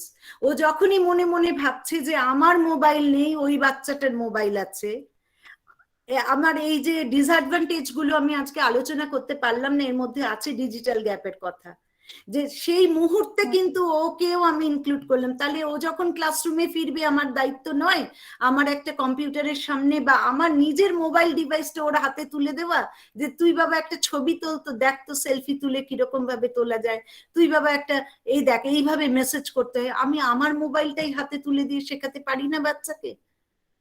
আমার তো মনে হয় খুব দরকার, এটা খুব ওদের এই ট্রেনিংটা দরকার। এবং টেকনোলজি যেহেতু জি দার্জিলিং খুব ভালো করে জানে যে টিচারদের কতটা দরকার, আমি তোমাদের থেকে কতটা শিখেছি এবং প্রত্যেকদিন শিখছি। না শিখলে আমি দেখছি আমি পিছিয়ে পড়বো, আমি এই তালে তাল মিলিয়ে চলতে পারবো না। তাহলে আমি যদি নিজেকে আপডেট করতে পারি, আমার বাচ্চাকে কেন আমি করবো না? কেন আমি শুধু অনলি ফেস টু ফেসে পড়ে থাকবো? আমার এটা আমার বক্তব্য। আমি জানি না সহমত কজন হবে, কিন্তু আমি বলবো ক্লাসরুমে ফিরে এলেও টেকনোলজিকে সরিয়ে কিন্তু দেওয়া যাবে না, একই সঙ্গে দুটো থাকবে এবং তাতে টিচারের কাজ অনেক সহজতর হয়। সরি, অনেক টাইম নিয়ে নিয়েছি। বিল্লদা, আপনি এবার বলুন প্লিজ। আসলে এত বড় একটা বিষয় না। হ্যালো হ্যালো হ্যাঁ, আমার মনে হচ্ছে যেটা যে বারবার বোধহয় কনেক্টিভিটি ইস্যু তৈরি হচ্ছে, কিন্তু যেখানটায় আমি আমাদের এজেন্ডা গুলোকে একবার আমি আমাদের হোস্টকে, সঞ্চালককে একবার বলবো যে যেখানে যেখানে আমাদের আজকের যে আলোচনার জায়গাগুলো ছিল সেগুলো যদি আমরা একটু দেখে নিই। আমরা মূলত এই জায়গাটাতে শুরু করেছিলাম যে হোয়াট ইজ ব্লেন্ডেড লার্নিং। আমরা সেখানে দেখলাম যে ব্লেন্ডেড লার্নিং কি, থিওরিটিক্যালি আমরা দেখলাম। আমরা features of A blended classroom কিরকম হয় এবং কিরকম করা সম্ভব একটি প্রান্তিক স্কুলেও, এবং সেটা আরবান স্পেসে অবস্থিত, যেটা সুদেশনা ম্যাডাম করছেন, সেটা করা সম্ভব, সেটা আমরা দেখলাম। আমরা ইমপ্লিমেন্ট করব কিভাবে ব্লেন্ডেড লার্নিং, সেটা আমাদের স্কুলগুলোতে আমরা সেগুলোও জানলাম। আমরা role of the teacher and the school, এই জায়গাটা কিন্তু খুব বড় একটা জায়গা। এটা বিরাট বড় আলোচনার জায়গা, এটা বিশাল বড় আলোচনার জায়গা। এটার পিবিএলটি একটা না একদম আলাদা বিষয়। মানে আমি কিছুদিন আগেই একটা সেমিনারে শুধু এই দুটো নিয়ে একটা 1.5 ঘন্টার সেশন। আমার মনে হচ্ছে যে আজকে আমরা এই জায়গাটায় বোধহয় আর একটু আমাদের স্ট্রেস দিলে খোলসা করে আলোচনা করার দরকার। আমাদের আর একটু থ্রেডবেয়ার ডিসকাশন দরকার on the role of the teacher and the school, যেটা আজকে আমরা একটা অভিমুখ পেলাম যে স্কুলের এটা একটা কনসিয়াস ডিসিশন হতে হবে যে সে ব্লেন্ড করবে লার্নিং কে উইদিন ইটস ওন কনটেক্সট। হ্যাঁ, আমি একটু ডিস্টার্ব করে নিল। আমি বলছি নীলাঞ্জন, এই যে role of a teacher and school, তার প্রথমে কিন্তু থাকবে টিচারকে ট্রেন করবে সব স্কুল, টিচারকে ট্রেন করবে, নইলে ব্লেন্ডেড লার্নিং এর কোনো প্রয়োজন নেই, পারবেও না কেউ। তুমি টিচারকে ট্রেন করতে হবে, তাহলে স্কুলের দায়িত্ব সেটা। আর রোল অফ আ টিচার কি, সে স্টুডেন্টকে ট্রেন করবে, তাহলে নিজেকে আপগ্রেড করা, প্রফেশনাল ডেভেলপমেন্ট কিন্তু এখানেও চলে আসছে। ধন্যবাদ। আমি এই জায়গায় একটা ছোট্ট কথা আপনাদের সামনে তুলে ধরবো। বারবার টিচার ট্রেনিং এর কথা আসছে, প্রফেশনাল ডেভেলপমেন্টের কথা আসছে। এরকম একটা জায়গায় জিইজি দার্জিলিং এর একটা ভীষণ নতুন একটা কাজ আমরা শুরু করেছি, স্কুল আউটরিচ প্রোগ্রাম। আমরা এই স্কুল আউটরিচ প্রোগ্রামে মূলত টিচার প্রফেশনাল ডেভেলপমেন্ট করারই চেষ্টা চলছে, চেষ্টা চালাচ্ছি, চেষ্টা করছি। আমরা হাওড়া জেলার 2টি স্কুলকে নিয়ে কাজ শুরু করেছি এবং কাজটা শেষও করেছি, এবং আমরা চেষ্টা করছি টেকনোলজি হ্যান্ড হোল্ডিং দেওয়ার। আমরা আগামী দিনে আশা করব আমাদের অন্যান্য বিভিন্ন স্কুলকে এগিয়ে আসতে বলবো যে জিইজি দার্জিলিং এর কাছে আসুন। আমরা এই স্কুল আউটরিচ প্রোগ্রামের মাধ্যমে কিন্তু বিভিন্ন স্কুলে আমরা পৌঁছে যাওয়ার চেষ্টা করছি। আমরা হ্যান্ড হোল্ডিং আমাদের তরফ থেকেই দিচ্ছি। আমরা দারুণ ইনিশিয়েটিভ এটা আমরা আপাতত অনলাইন শুরু করেছি। আমরা আগামীতে অফলাইন অর্থাৎ ফেস টু ফেস মোডেও যাব বলে আমরা সিদ্ধান্ত নিয়েছি। এছাড়াও আমরা জিইজি দার্জিলিং এ যদি কেউ আর একটু নিজেকে তৈরি করতে চায়, এগিয়ে নিয়ে যেতে চায়, আমরা বলছি যে তার বেসিক গুগল, ধরুন গুগল খুব ফ্রি প্রোডাক্ট, আমরা সকলেই ইউজ করি, জিমেল আমরা সকলেই ইউজ করি, ইউটিউব আমরা বিভিন্ন জিনিস ইউজ করছি, কিন্তু আমরা সেইগুলোকে কিভাবে এগিয়ে নিয়ে যেতে পারবো, করতে পারবো, আমরা সেই কাজটাও শুরু করার চেষ্টা করছি। আমরা গুগল এডুকেটর, অর্থাৎ সে নিজে গুগলের বিভিন্ন টুলকে কিভাবে ব্যবহার করতে পারেন, আমরা তার সম্পর্কে বিভিন্ন ডিসকাশন রাখছি। এবং আমরা একটা অদ্ভুত কাজ করছি, সেটা হচ্ছে যে টেকনোলজি শুধুমাত্রই একটি বিদেশি ভাষার দ্বারাই সম্ভব। আমরা এটার বাইরে বেরিয়ে গিয়ে আজকাল আমাদের সমস্ত প্রফেশনাল ডেভেলপমেন্ট প্রোগ্রামগুলো আমরা মূলত বাংলায় করার চেষ্টা করছি। বাংলায় করার চেষ্টা করছি যাতে আমরা পৌঁছে যেতে পারি সেই প্রান্তিক শিক্ষকের কাছে, যে প্রান্তিক শিক্ষক ওই ডিজিটাল গ্যাপে পড়ে আছেন, যে ডিজিটাল ডিভাইডে পড়ে আছেন, আমরা তাদের কাছে পৌঁছে যেতে চাইছি। আমরা এই বলে আজকে আমরা অনেকটা সময় নিয়ে ফেললাম। আমরা হয়তো অনেক কিছু ধরার চেষ্টা করেছিলাম, আমরা দুঃখিত। আমরা আমাদের দুজনকেই বলবো, সুদেষ্ণা দত্ত ম্যাডামকেও বলবো এবং বিল্লনাথ পালকেও বলবো, যে মহাশয়কেও বলবো যে আমাদের দুঃখিত যে আমরা এখানেই শেষ করতে হচ্ছে। কিন্তু আগামীতে আমাদের মনে হচ্ছে আমাদের এই ব্রিজিং দি লার্নিং লসের নেক্সট যে থিম্যাটিক এরিয়াতে আমরা এই যে এজেন্ডা নিয়ে আমরা কাজ করব, সেটা হচ্ছে তাহলে ব্লেন্ডেড লার্নিং এবং হাইব্রিড ওয়ার্ক স্পেস মেনটেন করতে গেলে রোল অফ দ্য টিচার এবং রোল অফ দ্য স্কুল কি হবে, স্পেসিফিক্যালি আমরা এই জায়গাটাগুলোকে নিয়ে আলোচনা করার চেষ্টা করব। এবং এই বলে আমি আজকে প্রায় অনেকক্ষণ আমরা এগিয়ে গিয়েছিলাম। আমি একবার একটু কুইক রাউন্ড সবার কাছ থেকে একটু মতামত শুনে নেব। আমাদের সাথে আছেন সুদেষ্ণা রায়, আমাদের সাথে আছেন আমাদের অন্যতম আরেকটি স্কুলের হেডমাস্টার মশাই শোভন দানিয়াড়ি।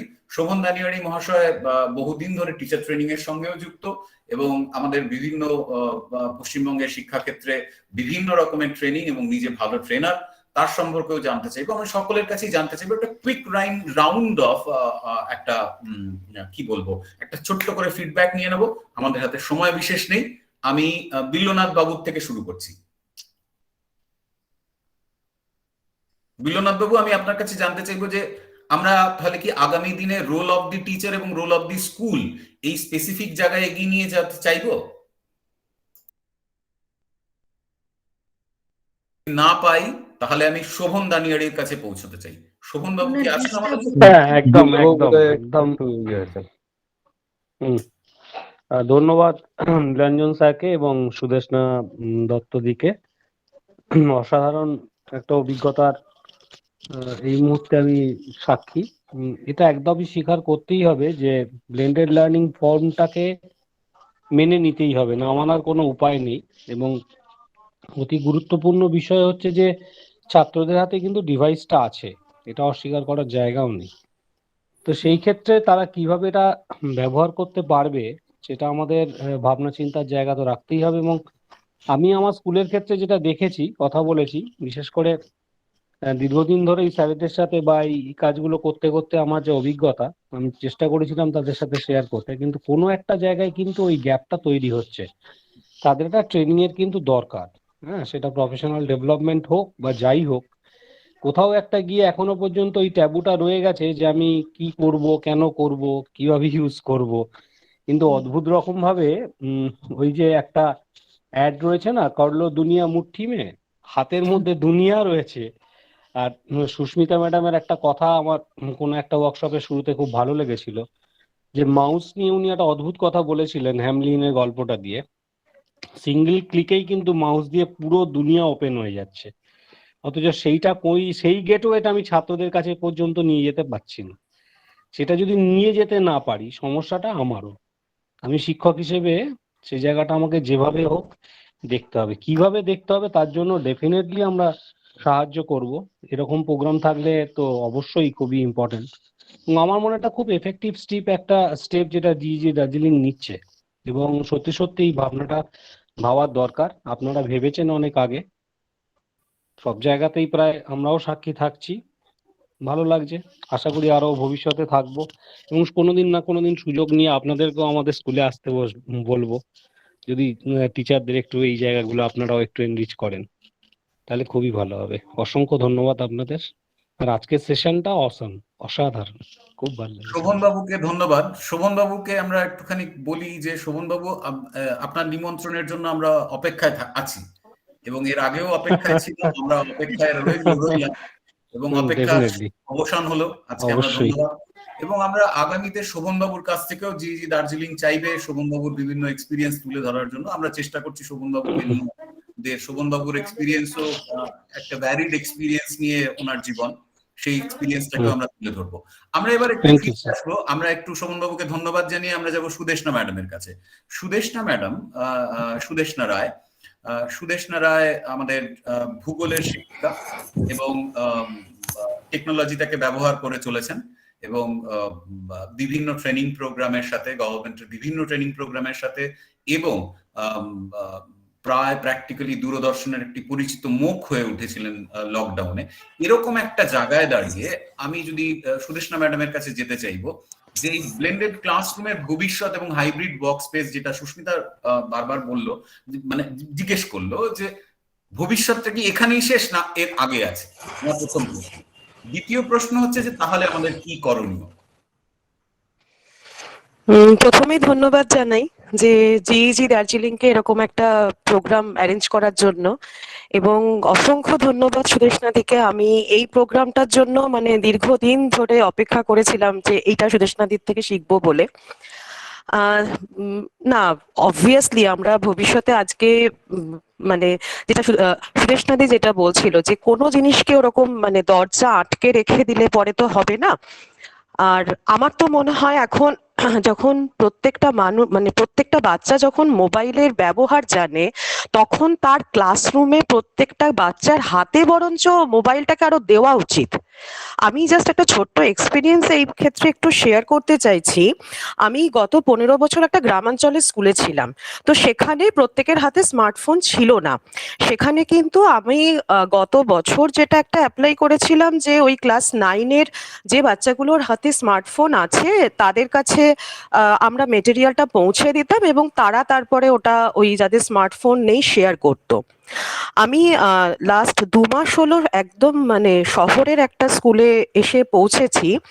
সেখানে একটা অন্য অভিজ্ঞতা হচ্ছে, এদের প্রত্যেকের হাতে স্মার্টফোন আছে, এবং এরা স্মার্টফোনকে এক্স্যাক্টলি কিভাবে ব্যবহার করতে হয় তার একটা সাংঘাতিক উপায় জানে। উপায়টা কিরকম? ক্লাস নেওয়া হচ্ছে, যখন তাদের পড়া ধরা হচ্ছে, যখন তারা বুঝতে পারছে যে তারা পড়াটা বলতে পারবে না, তখন তারা ওটাকে ফ্লাইট মোডে দিয়ে দিচ্ছে। অর্থাৎ এক্ষেত্রে ব্লেন্ডেড লার্নিংটা কিভাবে আমরা অ্যাপ্লাই করতে পারি, মানে আমার তো বারবার করে ওই জায়গাটাকে খুব মনে হচ্ছে যে আরো আমাদের শেখা দরকার যে লেসন প্ল্যান।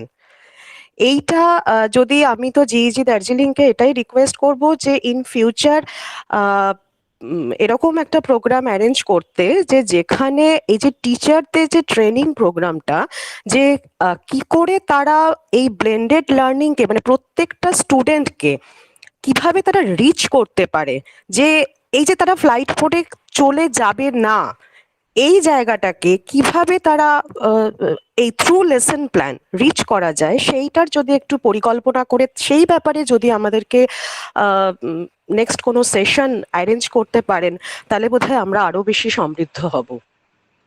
আমি এইটুকুই জাস্ট বলতে চাই। ধন্যবাদ সুদেষ্টা ম্যাডামকে। আমি এই পুরো ব্যাপারটা নিয়ে একটুখানি একটা ছোট্ট জায়গায়, একটু পুরনো ডকুমেন্ট, একটু পুরনো বই, ন্যাশনাল এডুকেশন পলিসি আশায় বোধহয় বইটা হারিয়ে যাচ্ছে আমাদের আলোচনার থেকে, কারিকুলাম ফ্রেমওয়ার্ক 2005। আমরা খুব প্র্যাকটিক্যাল লার্নিং আউটকাম নিয়ে কথা বলছি, কিন্তু আমি এনসিএফ এর একটা ছোট্ট জায়গা নিয়ে কথা বলতে চাইবো যে এনসিএফ কিন্তু আমাদের মনে করিয়েছিল যে শুধু লার্নিং আউটকাম নয়, লার্নিং এক্সপিরিয়েন্সকেও কিন্তু ইভ্যালুয়েশনের মধ্যে আনতে হবে।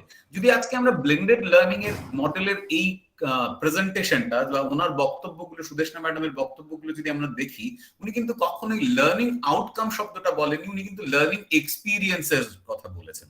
এবং আমার মনে হয় যে বাচ্চারা যে ওদের ডিফেন্সিভ মেকানিজম তৈরি করেছে যে ওরা ফ্লাইট মোডে চলে যাচ্ছে, এটা শুধুমাত্র এটা আপনি পেয়েছেন, আপনাকে ধন্যবাদ। কিন্তু আমার মনে হয় এই লার্নিং আউটকামটাকে যদি আমরা প্রাধান্য না দিয়ে যদি লার্নিং এক্সপিরিয়েন্স থেকে শুরু করে আউটকামের দিকে এগোই, আমার মনে হয় এটার একটা হতে পারে। তবে এটা একটা বৃহত্তর আলোচনায় যেতে হবে এবং এটা আরো অনেকের পরামর্শ নিয়ে এটা শুরু করতে হবে।